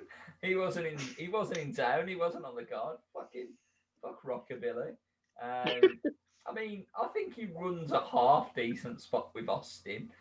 Like you say, the spoiler alert of missing or messing up the rocker dropper. But I think his elimination's pretty clever because he doesn't last too long. You know, he tries to hold on to the ropes and then Austin chucks him out pretty much straight after. But it's Yeah. Austin's reaction that makes it for me because Austin's like, you cheeky bastard, like, do you know what I mean? He's like looking at you and think, oh, you thought you were clever trying that? Well, fuck you, he's a clothesline over the top rope. Like, to me, I think what I like about Austin, especially this period, even like, but starting now, everyone feels like they're a wrestler. Yeah. He feels like he's actually there for a fight. Oh, 100%. And he's in a fight. It's like, oh, you cheeky bastard. And you That's get the that, feeling. you get that a couple of times throughout, don't you? When he attacks Yeah. people as they come into the ring, he's proper on them and dead aggressive. Yeah, as he should be. 'Cause to be honest, Austin at this point as well, not that big. No. He gets a lot bigger. Yeah. He's not in bad shape by any stretch. No. But I think when you're in the sort of this period where the lads are starting to get a bit smaller, he starts looking bigger. Yeah. But he looks still quite small in this. Yeah. But good shot. There's a few botches in this rumble as well that I noticed right at the like more or less at the start. I don't know if we already surpassed some. I didn't write them down or anything, but I just remember thinking, how fucking unplanned is this shit? What's going on here? Like, there ain't even a lot going on, and it was like people didn't know what was going on. Everybody was ad-libbing, doing their own little shit. I don't know what the crack was. You said, like, obviously Bart Gunn threw his own little thing in there, and Austin obviously thought, fuck you. Like, there were so many botches in this. It's unreal, absolutely unreal. But how do you think like the planning would have gone down? Because to me, it looks like there was no planning at all. You know, in yourself being in rumbles yourself. If you've got a big rumble and the show has evolved around a rumble, like you obviously you've got a plan, haven't you? You've got like you come in, you do this, you do this. There's a plan. You make it look as real as possible. I don't think there's any planning here. I don't have any experience in planning a rumble. This feels like they've said, right, final four, you lads, you're over. Oh, I've been in them rumbles as well, pal. I've been in them rumbles as well. Yeah. Okay, so yes, some planning went into the rumble, and believe it or not, probably more than what you'd expect to go in, or more than shown. Definitely more than what's shown, without a doubt. So, yeah, a lot of planning goes into. Or maybe a bit too much planning went into it, where they thought, hang on, like it looks like everybody's thinking about the spots, and they haven't quite grasped the fact of making it look a bit natural. Do you know what I mean? Maybe there was too many spots. I don't know. But this is why some rumbles are like awesome, especially like the later that we go on. So for me, the 2020 rumble, as scripted as it was, I think is the best word I can probably use. I think that told a great story for Drew McIntyre to, slay the beast in the Royal Rumble match leading up to the match at WrestleMania. That was the story of that Rumble, the way that Brock Lesnar dominated 15, 16 people, I think it was. It brought in side stories like Edge and Randy Orton as well, and other different rivalries, you know what I mean? So, without a doubt, there was loads of things in it, wasn't there? And it was. But that's what a good Rumble should be. I mean, I've made no secret about it. My favourite Rumble of all time is 92. Yeah. Where the belt's on the line. Because that did the exact same thing. Where you'd have like the members of former Strike Force against each other. Ric Flair, who, although was a heel, essentially played a babyface till the very end. It was like there was so many little parts of it. I love that Rumble. Yeah. This Rumble, saying that Rumble's 5 years previous, feels like a shadow in the planning stage. 93, terrible. 94. Again, the final four was good. 95 was let's rush the shit out of this because we're making number one win. So let's get everybody out there every 30 seconds. 96, again, Final Four might have been a bit of a story. Little spots in there, Shawn eliminating Vader and Yokozuna, for example. Triple H was the Iron Man that match, Diesel chucking him out. So there was a few. 96 was a decent one for me. This one, there's again the sections that stand out. Austin at this point stands out where we are now. There's a few more things that stand out as we go along, which we'll go into. But I think it was an okay rumble. I don't think it was a 5-star rumble, but No. I do think it was probably higher than what you're going to rate the rumble. So we'll see, and we'll go from there. But we'll move on to number 7 at this point, which was the legendary Jake the Snake Roberts. JR tells us that it's his 6th rumble, which at that point in 1997 was the most anybody had ever competed in the Royal Rumble, which I think was, for Jake Roberts in the condition that he was in at that point was a fantastic achievement, to be honest with you. Austin is down on his knees praying to follow on from the King of the Ring gimmick and so on and so forth. I thought that was hilarious. Jake obviously doesn't last a long time, but what did you make of that little segment between the two? If you had told me that the match, the whole feud they had over King of Ring had happened the night before, I'd have believed it. Yeah. It naturally felt like just the next step. So I don't feel like them two missed a spot. Okay. And the crowd were up for that DDT. They were all the fucking for that DDT. It's a shame they didn't get it though, but I enjoyed it. I liked the spot. I think they fucked the timing up because the official elimination time for Jake the Snake Roberts is 1 minute and 10 seconds. And there was a couple of things that, happened during this rumble that made you think, oh, they've panicked a bit here and just thrown an elimination in when someone's making their entrance. Yeah. Like you say, Mark, there was a few botches. I would class them as botches, to be honest with you, because the cameras aren't looking, the crowd are reacting, but the cameras aren't showing you what's going on. You don't know what's happening. Yeah. So then Vince and crew are telling us what's happening with or without a replay at times. We didn't exactly see every elimination replayed to us. Yeah. Yeah, Jake was fun. Should have hit the DDT. Didn't. He got eliminated. Next was the bizarre one.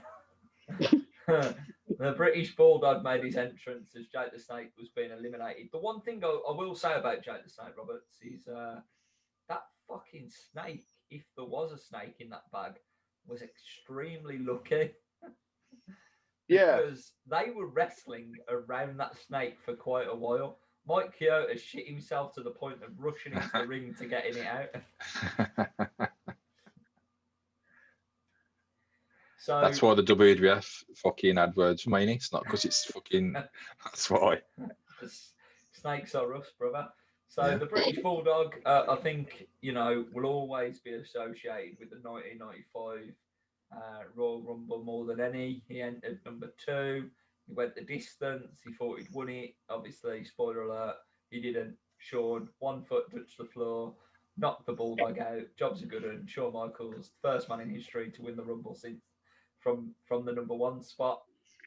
He was in there for a little bit longer, so we get to talk about number 9, which is Pirioff, one of 4 AAA wrestlers in this one. Is that right, Dan? I believe so, yeah. Yeah, thanks, fact checker. Number 10 was the Sultan. So this was Rikishi before he was Rikishi. Anything to say about the big man? I miss Make a Difference Fatu. Yeah, we want to talk about people running gimmicks.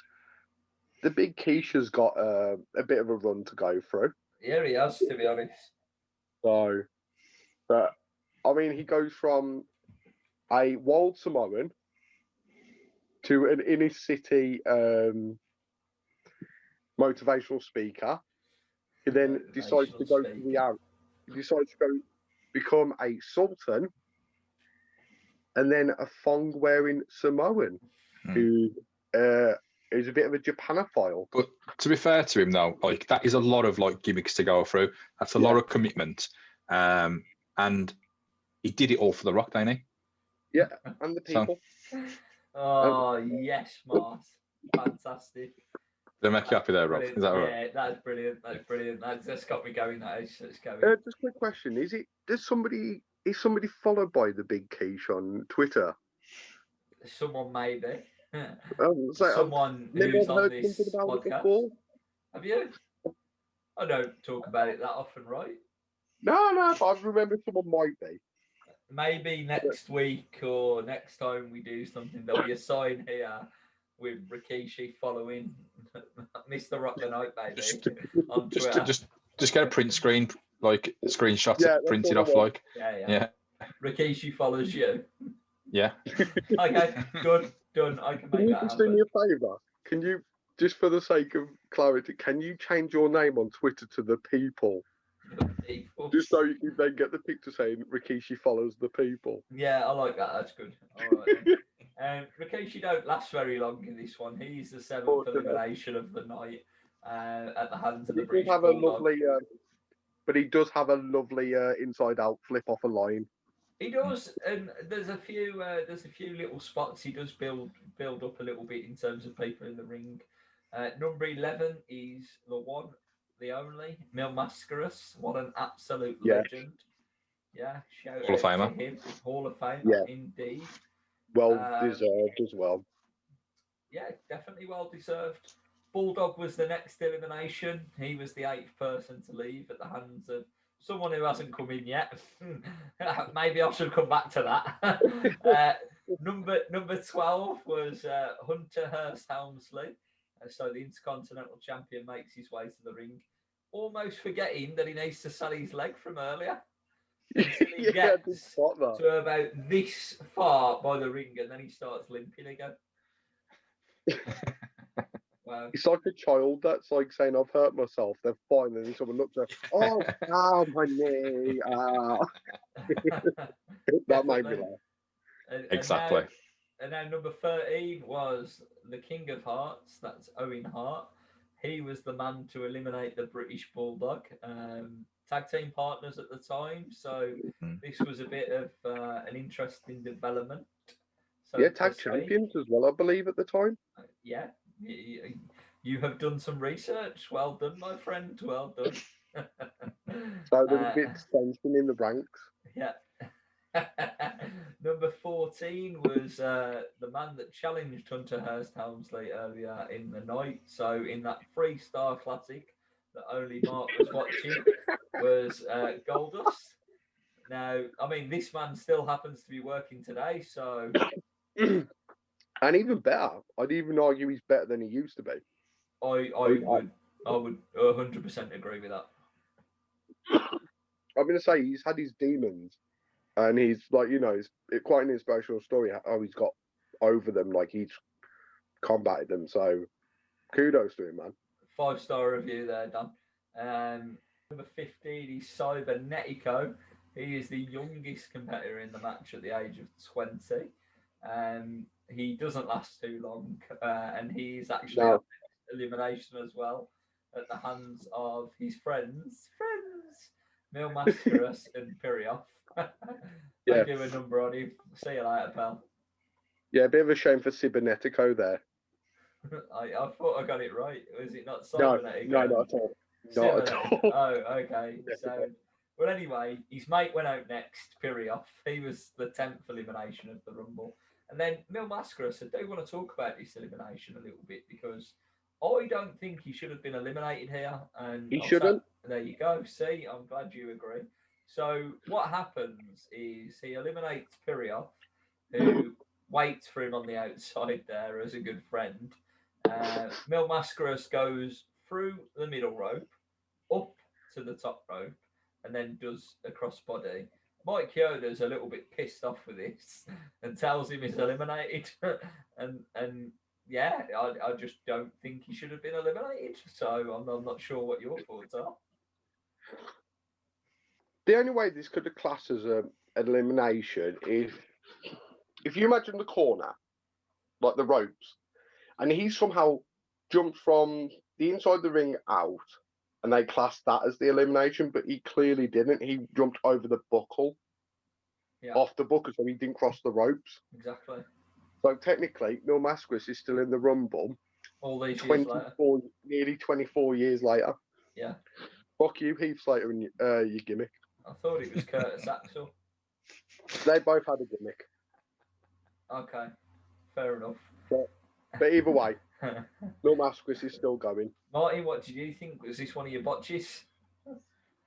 It was obviously like, fuck. Like, what do we do? Like, he's supposed to be eliminated. He should have been eliminated. Like, this was the way he should have been eliminated. But he didn't do it right, did he? Well, who did it right, wrong? Who knows?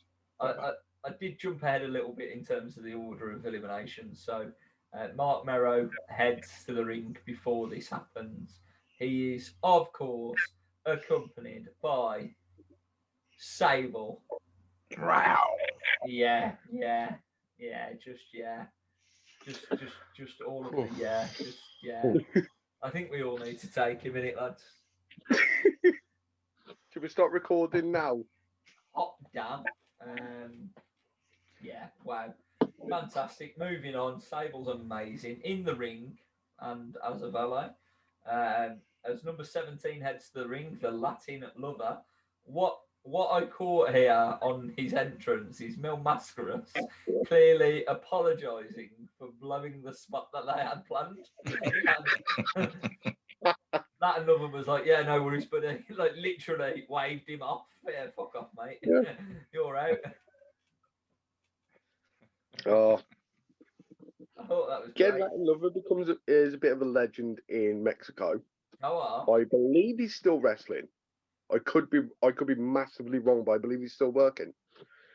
He probably is, mate. He probably is. I couldn't be asked to do all this research for everybody in the Rumble. I'll start doing the research for the guys that you can't be bothered. Yeah, please do. We'd be here until midnight otherwise. So Triple H does get eliminated by Goldust at that point, and then Goldust follows not long after as the 13th elimination in the match by Owen Hart. We then move on to number 18, who is Farouk, the leader of the Nation of Domination. The leader of what? What? The Nation of Domination. And he goes straight to work on Uncle Tom, also known as the Latin Lover, and he gets an elimination in. Out he goes. Now, Ahmed Johnson quickly comes back out with a 2x4, thinking he's Hacksaw Jim Duggan. And how hilarious is Farouk trying to look for a way out? Yeah. Did you get the feeling that Ahmed Johnson was not meant to hit him, but Farouk just forgot where he needed to be? He was like, oh, fuck, I've got to hit him now. Fantastic. Did you get the feeling like, I'll miss him a couple of times, he'll dive out the way, and he just didn't? And he was like, fuck him now. I don't believe that, Don. I don't believe that. Tanked him with the 2x4. I don't believe that Ahmed Johnson would have that sort of like that brain work to do something like that. So no. But he was the new sensation of 1996, Mart. Mark, can I tell you a story about the time he went to Kuwait and won an international tournament? On that note, Farouk then technically eliminates himself because Ahmed Johnson can't eliminate him because he's out. But yeah, Ahmed Johnson apparently gets accredited with the elimination here. I think he throws himself out. So, whatever.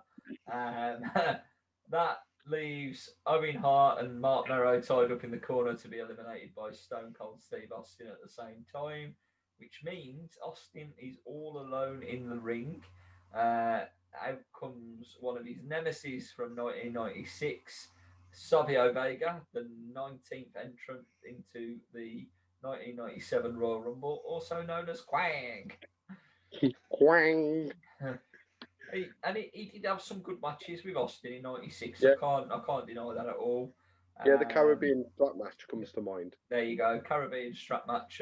One In Your House, Beware of the Dog, that was filmed twice. They had to do it twice because of the arena malfunction for that event. And WrestleMania 12, they actually had a pre-show match, or the free-for-all match for the $1 million championship, if you can believe it. Really solid Yeah. match, to be fair.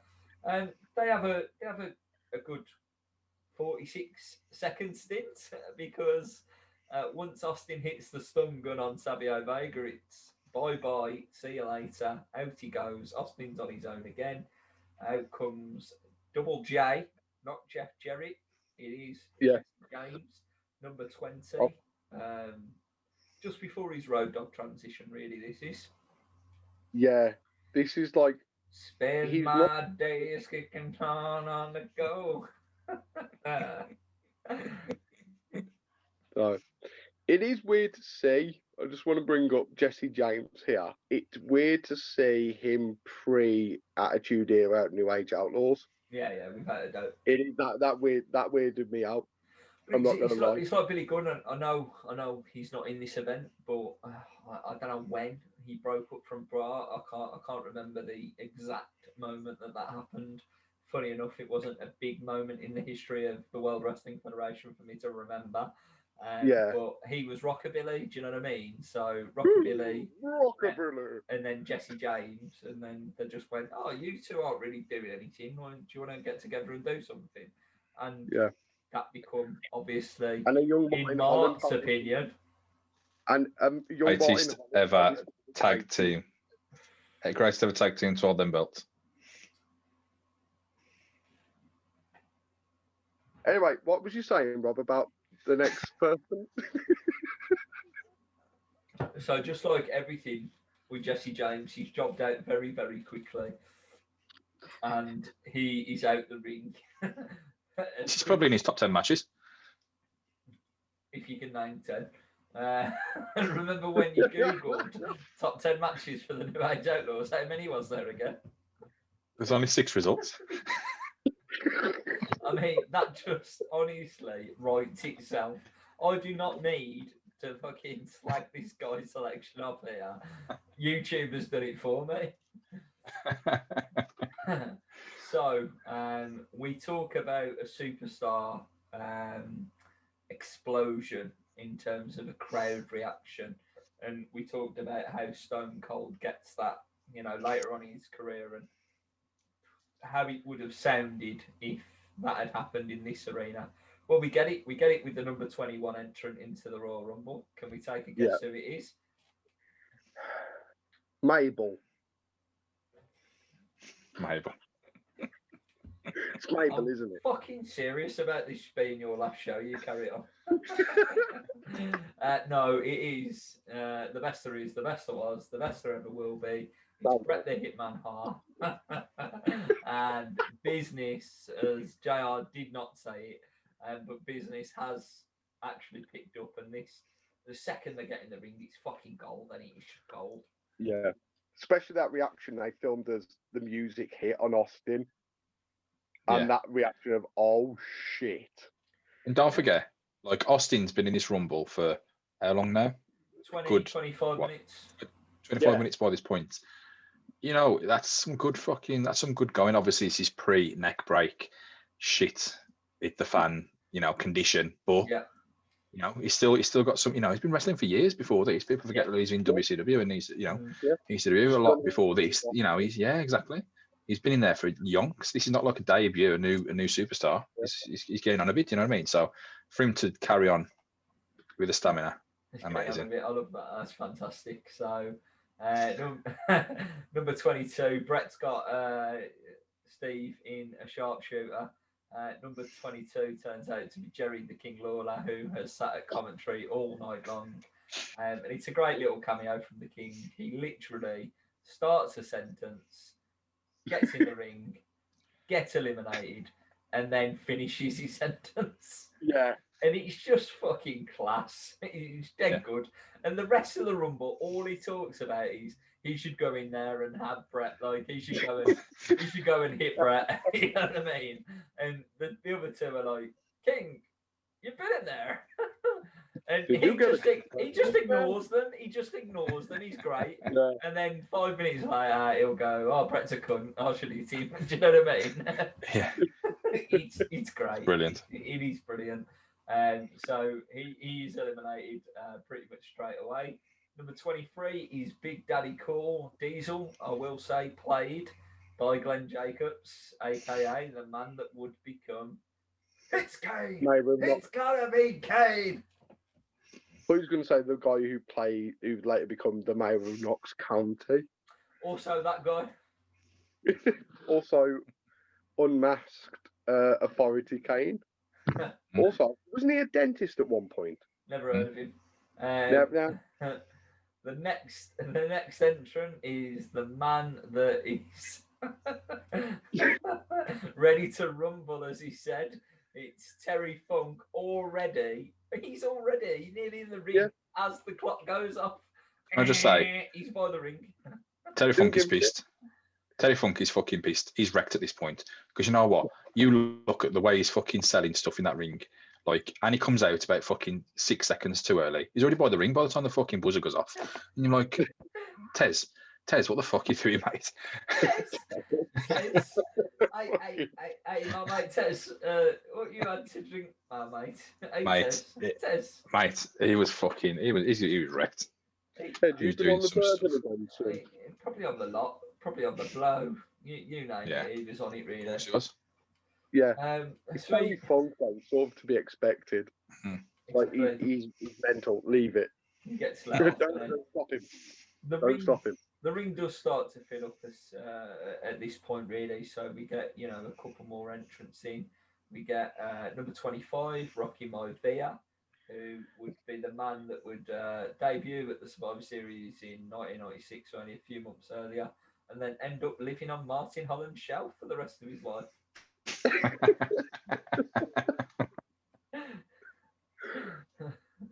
He brought when he come in though, he brought some he brought the enthusiasm, and that's what you like, that's what you think of when you have a Royal Rumble entrant. You like, you think big man, you have a clear house, or you get to town on everybody.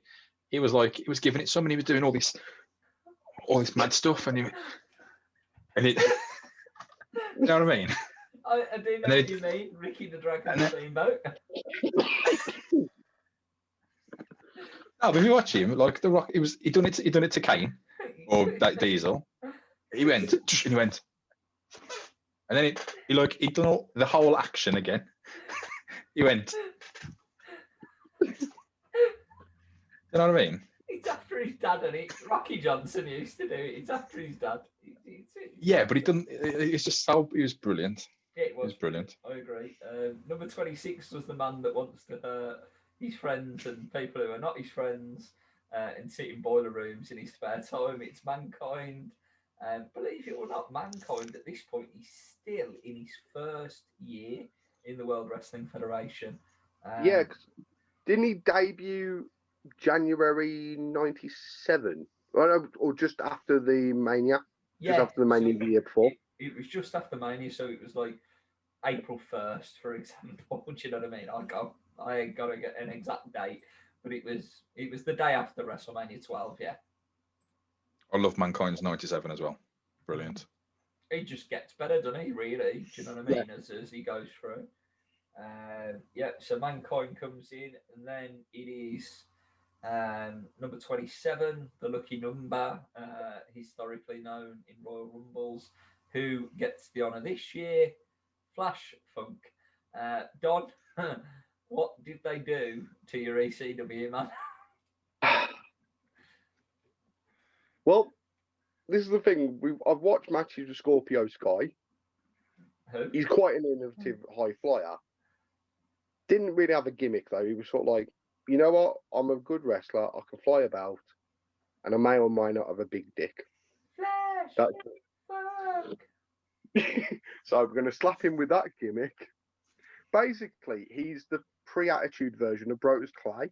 Absolutely spot on, and I think some of his dancers that he had actually remind me of Naomi and Cameron. Yeah, the thing is as well, they bring up the fact they weren't there. It was like, you've got a legitimately really talented wrestler there, and you've slapped him in thigh-high boots. Yeah, he looks like a prostitute. Yeah, he literally looks like a prostitute. Yeah, he probably charged a decent amount as well. I would imagine. He didn't help him in this one though. Number 28 is Vader. It's Vader time. He comes out and, well, he eliminates Flash Funk, put it that way. Yeah, that was a nasty landing. You could say that it was a nice elimination, though. To be fair, and the next man, number 29. So we're this late in the Rumble. We're at 29. We're expecting big names like we just got Vader at 28. Who do we get? Henry Godwin.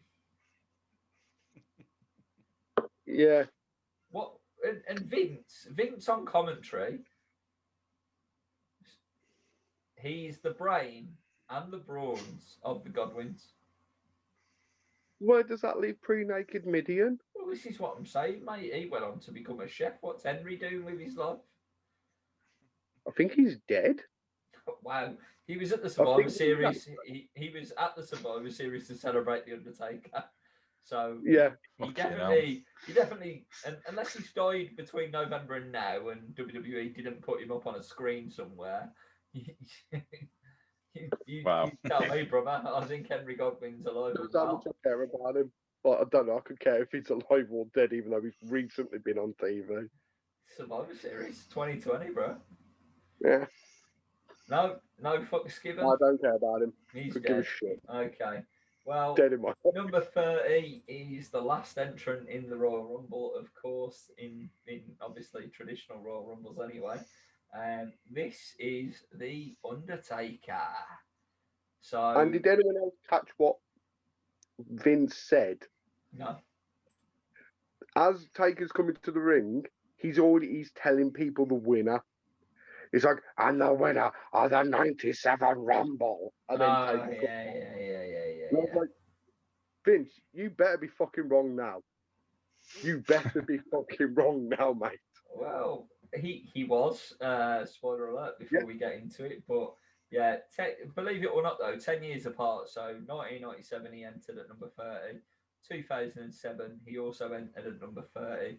The difference being Vince was right 10 years later because he did go on to win the 2007 Royal Rumble with Shawn Michaels and himself as the last two. That's a good one to go and look. He had some up-tempo music as well, didn't he? Do you hear it?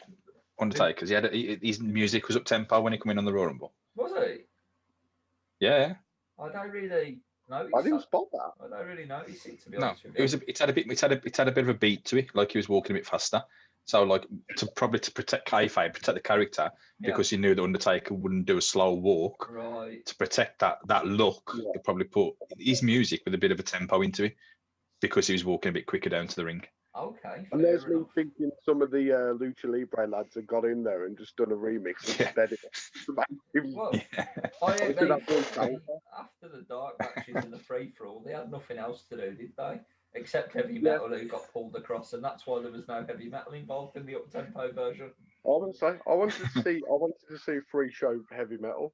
Yeah. Just waiting around to put the ring away, like, like, where are you Triple A guys going? Get back here. You think you've had your pay, don't you? Well. Yeah. So Henry Godwin does get eliminated next by the Undertaker. We're then pretty much heading home from that point. So Rocky Maivia is eliminated, then Terry Funk, and then Mankind at number 25 in terms of elimination. It then goes a little bit sus from this point, really, doesn't it? So Mankind and Terry Funk are having a bit of a scrap on the outside, as good old friends do.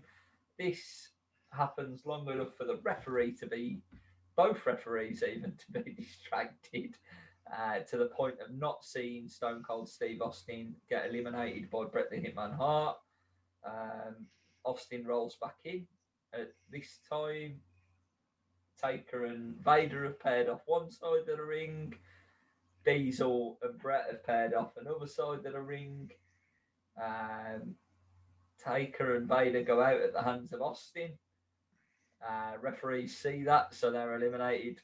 Diesel gets eliminated by Bret the other side. Bret's all alone in the ring, so he thinks he's not. Austin chucks him out, and he's declared the winner of the 1997 Royal Rumble. So, well worth checking out for you historians to go back and watch some controversy in a Royal Rumble. It happened really quickly as well. It was like dead slow, and then all of a sudden, as soon as Funk and Cactus, as soon as Funk and Mankind was on the outside, that's when it was like that was the start of like boom, boom, boom, boom, boom. It was all dead slow, and then all of a sudden it was like boom, bang, boom, boom, boom, and it was over before you know it. It's like you've got 20 seconds to go home. Yeah, It was that feeling. Yeah. Hey, Austin, 30 seconds to go home. Yeah, it was definitely a little It bit worked rushed. though. It did It work. worked. It did work because there was no time for the referees to really digest what had happened, and there was no real time for Austin to want to hang around and celebrate. He was pretty much out of there straight away. Yeah. And then obviously Bret gets the spotlight to lose his shit, as we alluded to earlier, including shouting and pulling at the referees. I thought he was going to chin him, to be honest with you. But he didn't. But he did go and rag the fuck out of Vince McMahon, didn't he? Yeah. I thought that was a bit like, wow, like what's going on here? Like, you know, the nicey Bret McMahon Hart is like lost his shit in front of the crowd. Like, you know what I mean? It's different side. Do you know what I mean? To the bloke who puts the sunglasses on the little kids and fight for you know, fight for the good guys, blah blah blah. This was the start right direction for me. Yeah. It was the start of it, boy. Very, very bitter, Bret. Yeah. We still live in that gimmick today. So the match itself lasts for 50 minutes and 29 seconds. Dave, give it 3 stars. Don? I'm going to say 2.5 stars. Okay. There were good spots. I think Austin's story through the entire thing was honestly the one thing that kept my eye on the match. There was a few botches, some like Flash Funk getting fucked over the top rope by Vader looked painful, and Justice for Mascaras #. Yeah.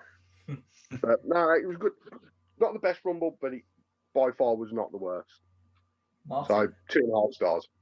Yeah, I think it's a 2-star, but the finish I think for me was good. It was good enough to push it up 0.5 star, 2.5. Yeah. So you're going 2.5 as well, okay? And that lead, I did match Dave. I went with 3.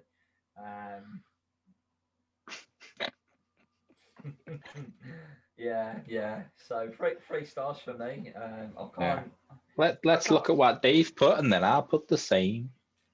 Hey, I like I tell you. Rob Campbell and I'm from Tennessee. I was running. I got shot in the buttock. Lieutenant Dave. Do not cut this, Moss, I swear.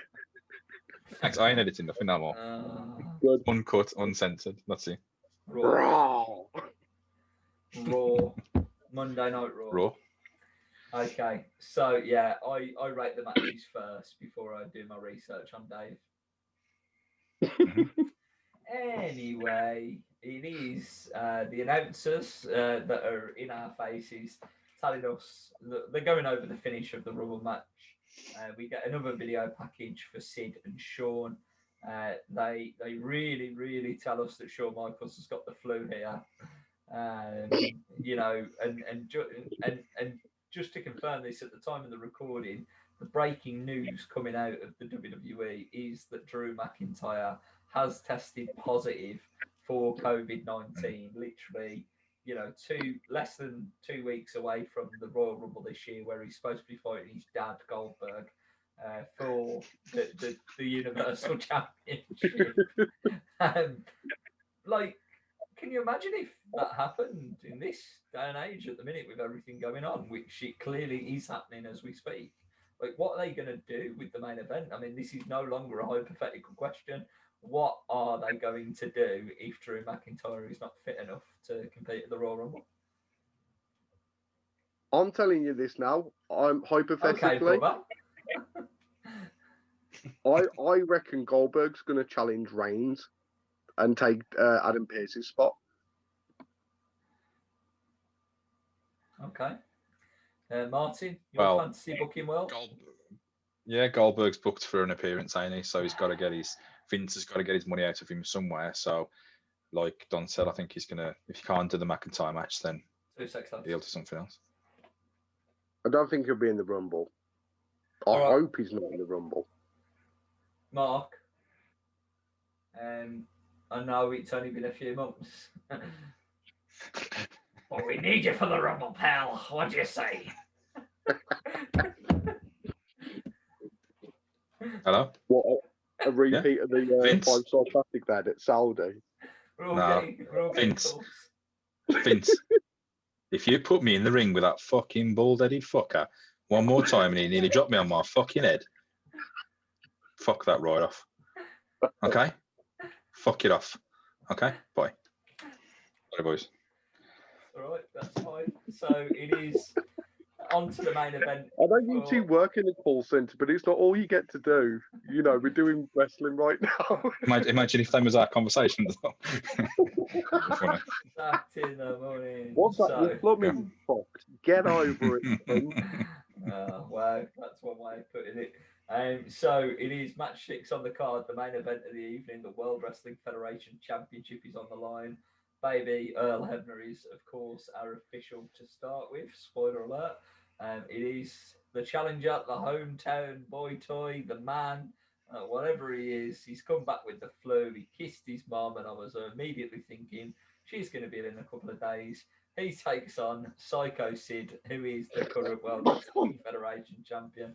Also, is that a new continuous cough? Please go and get tested. They do the main event walk, which was really yeah, exactly. But it was really common back in the day for them to do this and watch wrestlers walk to the entranceway before the music hits, and then they come into the arena. I really do love the camera angle. I can't put it over enough as the camera follows Shawn Michaels all the way through the gorilla position, and then Shawn Michaels delivers an absolutely dead class Shawn Michaels entrance, to be honest with you, lads. Yeah.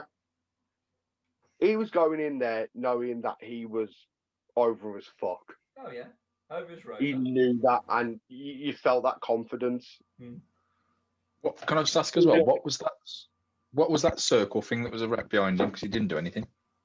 It was just a UFO thing, wasn't it? Yeah. Earlier in the night, it was a UFO.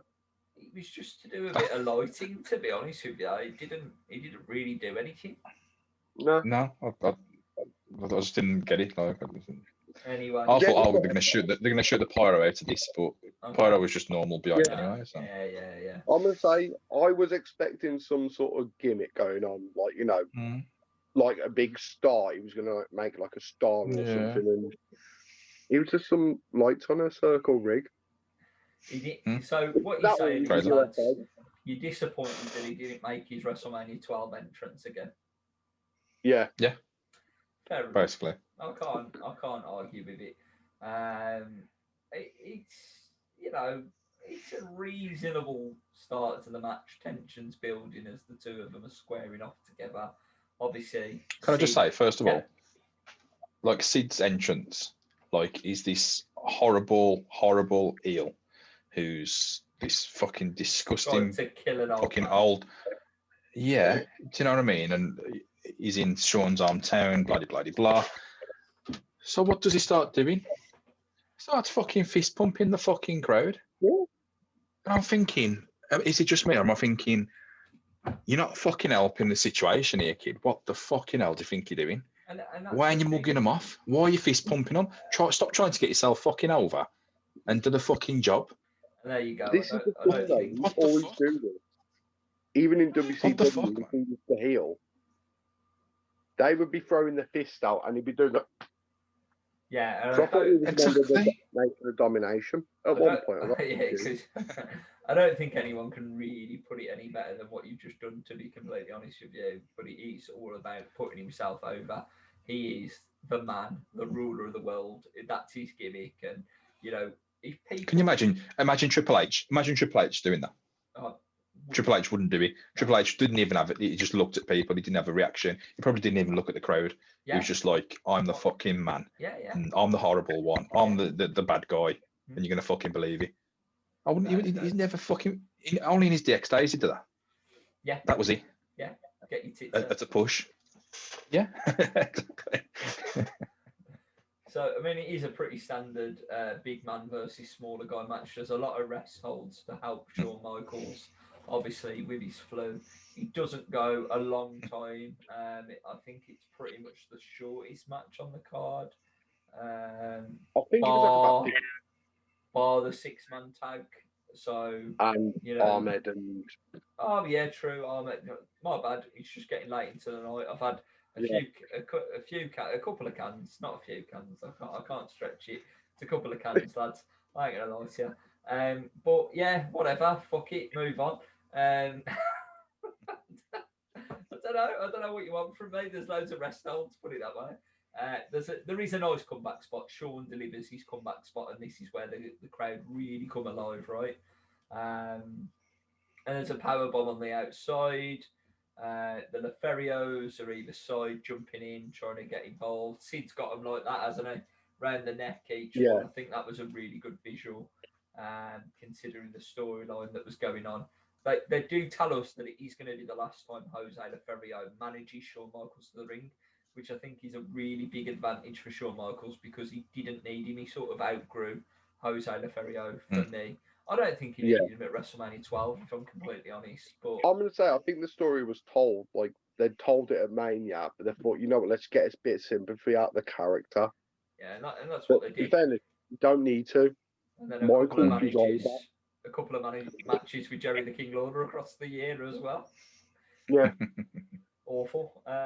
Sure. You look at that match though, and he's got like all the, like say, pair bombs to the outside. At one point, he grabs him and whacks him up against the outside of the bar. You know, the typical back to the post. But then you look at it and you think, no wonder Shawn Michaels fucking had to pack it in, like what, 2 years later. Yeah, well, a year later. Was it that? Not even. You know what I mean? Like, he's taking power bombs on the outside. What the fuck? You know what I mean? It's crazy, isn't it? He was really trying to stand out to everybody. Yeah, and that's the problem. Yeah, and that was the problem of that generation. I'd argue he was sort of precursor to like Mick Foley's style. He was willing to go a bit further to take a bit more damage. Yeah. The thing is, Foley is just a weird anomaly and cannot be destroyed. But as well, though, Foley's got a bit more padding on him as well, ain't he? Like Mick Foley's always said when he dropped through the cage on the Hell in the Cell, like anybody else, they would have been seriously injured, but because he was a bit bigger, he had a bit more of a leeway protecting his bones, etc., all that sort of stuff. Yeah. As much damage as he actually did take. Yeah, exactly. So, I will bring up something in this match, and it's a pet peeve of mine, in fact, through the show.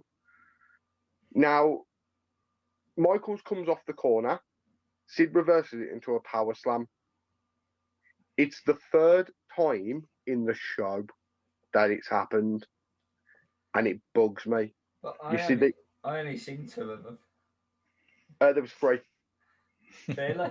Unfortunately, there was 3 times that spot was used. Even the fact the spot was used more than once annoyed me. But no one thought, if they've got road agents, the road agents goes, "You doing the spot where the power slam out of the corner?" Yeah. All right. I won't bother doing it. So I'm doing it. Just to get this straight, you're criticising the late great Pat Patterson. I'm criticising people overusing the same spot. And if that involves Pat Patterson, then yeah. Okay. Too soon, bro. Too soon. So you brought up Pat Patterson. So you brought it up. I was happy to leave that. I was happy to leave that line. So after the powerbomb this spot is the segment, Don buries himself. All right. So after that spot on the outside, obviously Shawn comes back in. Sid and him run a little spot that takes out Earl for his standard bump. He was pretty much bumping in every main event in the late 90s. You know, it was just ridiculous. It became a thing. Sid hits the choke slam. Could have been a 3 because Shawn was down. Mike Chioda comes out, takes over, 2 count. And then out of nowhere, Sid just knocks out Chioda. What the fuck? Yeah, it was a bit weird that. Sort of like forgot, like, yeah, I think he's forgetting his job.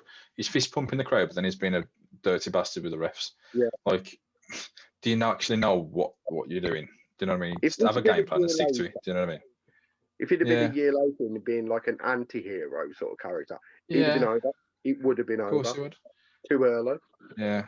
Yeah, crazy stuff. Takes out Kyoto. It's just fucking no need for it, really. But Shawn takes the opportunity to go and get the camera and get himself some revenge for the Survivor Series on Sid. Hit him in the back and then in the chest. Chucks the camera out.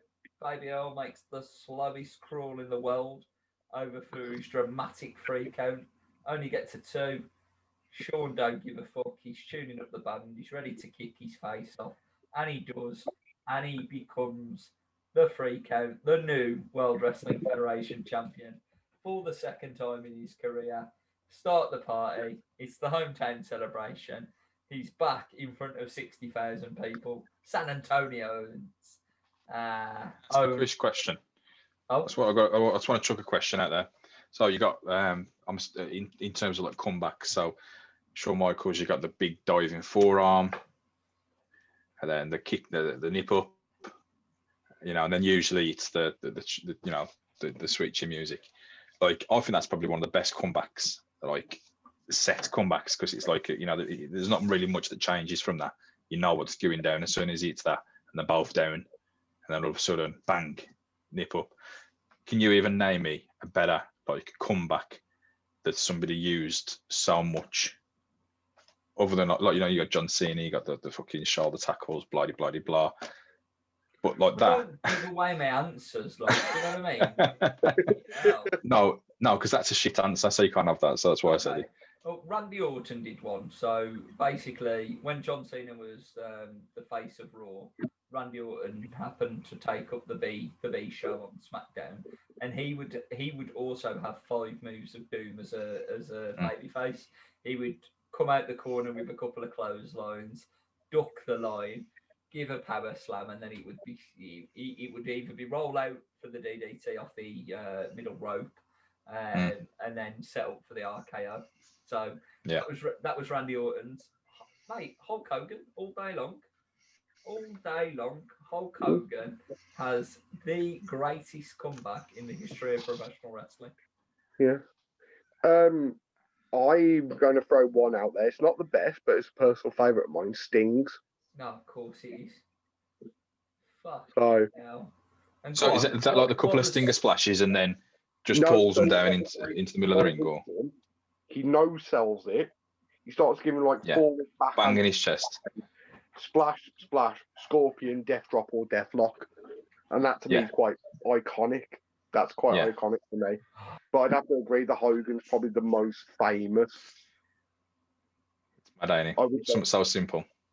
Yeah, but nostalgia works in a weird way for people. Hogan was over like fuck when you knew he was hulking up. When the cocaine was running through the veins. You knew it was go time and someone was in fucking trouble. Similar to, Shawn with this. You could almost say Austin with the Lufez prayers into different spots. Yeah. The Rock would pop out the corner with a big clothesline now and again. Warrior shaking the ropes. Warrior shaking the ropes. There's so many. For the start, middle, and finish. Yeah. See in 30 seconds. All the Warrior had the longest finisher in the history of the business. Yeah. But I just think Shawn Michaels is just like, it looks visually brilliant as well. The way he takes that clothesline on the flying forearm and then double down, bang, that's it, game over. He made it better and longer when he come back. So he started having atomic drops and a body slam before going up for the elbow drop. He just he did age like, and even to this day, I know like his last match in Saudi Arabia, isn't highly regarded. But I think, just the work he does with people in NXT and NXT UK for that matter, his legacy will live on forever in wrestling. And That is one of the reasons why the heart rate kid Shawn Michaels is top two, baby, top two in the Rob Campbell Book of Wrestlers. Number Yeah, one. He milked that crowd reaction that day. And it probably took him about 5 minutes to get around everybody. He knew everybody, didn't he? He did know everybody. That entire front row section. Yeah, the lot. Why you'd put Shawn Michaels' family, so mum, dad, and so on and so forth, on the front row for an entire show that they're not interested in. They're not interested in. Yeah, bring them down. Yes, bring them down afterwards. Yeah, that's it. So they want to see Shawn, and that's all they want to see. But they've had to sit there for 3 hours pretending to enjoy wrestling, and they clearly don't. All his mates are obviously living the dream at ringside and hugging him and kissing him. And that one when he was behind Vince McMahon, I don't know if you caught it, but he was getting a bit frisky with Shawn's arse. Special friend. He was a special friend. He was. Yeah. And then Shawn tried to get a bit touchy-feely with Vince as well. I was like, put him in a headlock. Like, what's going on here? Like, what's going on? I'm the champion for another 6, you little fuck.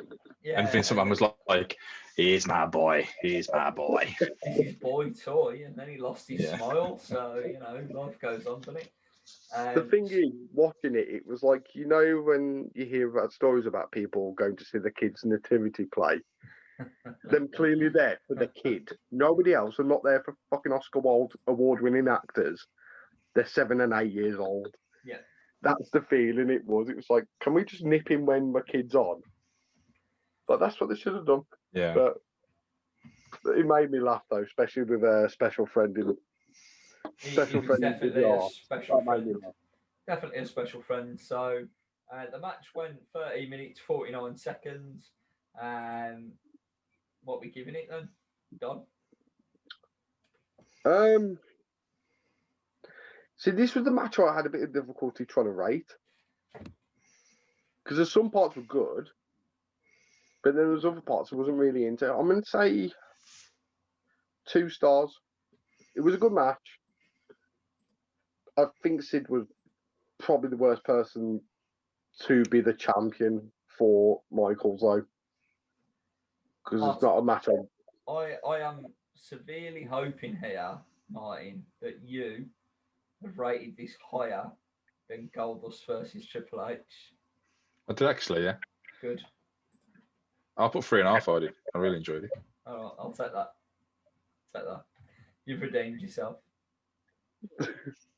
So, you'll be interested to know that what I've done, you might not be interested to know, but I have averaged all of your stars throughout the show here to give you an overall fucking hell. Somebody's been busy on fucking spreadsheet. Oh, mate, I love a good sheet. I do love a good sheet. So, what do you think your overall show rating is? Don, we'll start with you. 2. Okay. Martin? I did actually put 2 in it as well anyway, like as an overall. Okay, so you're right, by the way. So you are overall as a show, you average out at 2 stars. And who? Don, you, Martin. Oh, me, yeah. Don, you average out at 1.5. Okay. I also average out at 1.5, which means our overall show rating is 1.6 as a collective trio. So we have rated this show 1.6 stars. I think that's fair. I think that's fair for what we've had to sit through. I would probably say the show's probably a 2-star show. If you ask me for my star now, if you're being generous, yeah, 2 stars. I could easily rate that last match, Shawn versus Sid, at 2.5. Yeah. Big Dave rated it 2 stars, by the way. You'll be happy to know. And that is the end of the 1997 Royal Rumble. What a journey we've been on, lads, for these past 3 hours. So, but no, I'm excited to see what WCW's response is. I'm not. I want to get to WrestleMania 13 and watch Austin versus Bret. Spoiler alert, we're not doing that show now. Wow. Or Bret versus Taker at SummerSlam. Or We're not doing Bret versus Shawn at the Survivor Series. What an interesting year we have ahead. Oh, it's only going to get weirder from here. It is. And better. And worse. better. I can't wait to see that that Starcade '97 one as well. The build up for the WCW. Yeah. Because I mean, I will say. we've covered that one, so we don't have to do it again. Thank God. Yeah. Anything you want to sign off with, guys? Just want to say thank you. This has been Daniel. Oh, my baby was right here. Cornfield. Oh fucking hell! His gimmick. He forgot his gimmick. All I want to say is, if 2 knee pads are enough, don't fucking wear 4. Oh man, Johnson. You're going down. This show was sponsored by You're Going Down. And 4 knee pads, Johnson. Got your 4 knee pads now. 4 knee pads, Johnson. Use code HOTTAG10 to get a discount on 4 knee pads. Yep. Yeah, just buy 2. Buy 2. Use HOTTAG10. Get 2 free. Interesting. If you're going to have a manager, just don't bother in 97. There's no point. They will serve you no point. I mean, some people, such as Kane, would say differently, but we'll talk about that later on in the year as we get along. For now, this has been us 3 delinquents talking about wrestling on a Monday evening, which is when we record. So, hope you enjoy the 1997 Royal Rumble. Check it out just for the Royal Rumble match itself if you want to. It's worth a watch. Have fun, enjoy the nostalgia of wrestling, and until next time when we review WCW Sold Out from January 1997, I've been Rob Campbell alongside Daniel Cornfield. Fuck, where did I put her? And I'm Martin. I'll only ever wear 2 knee pads, Holland. I will hold him to that statement, as I will win the bet of getting You're Going Down over on an independent show. Until next time, You're Going Down.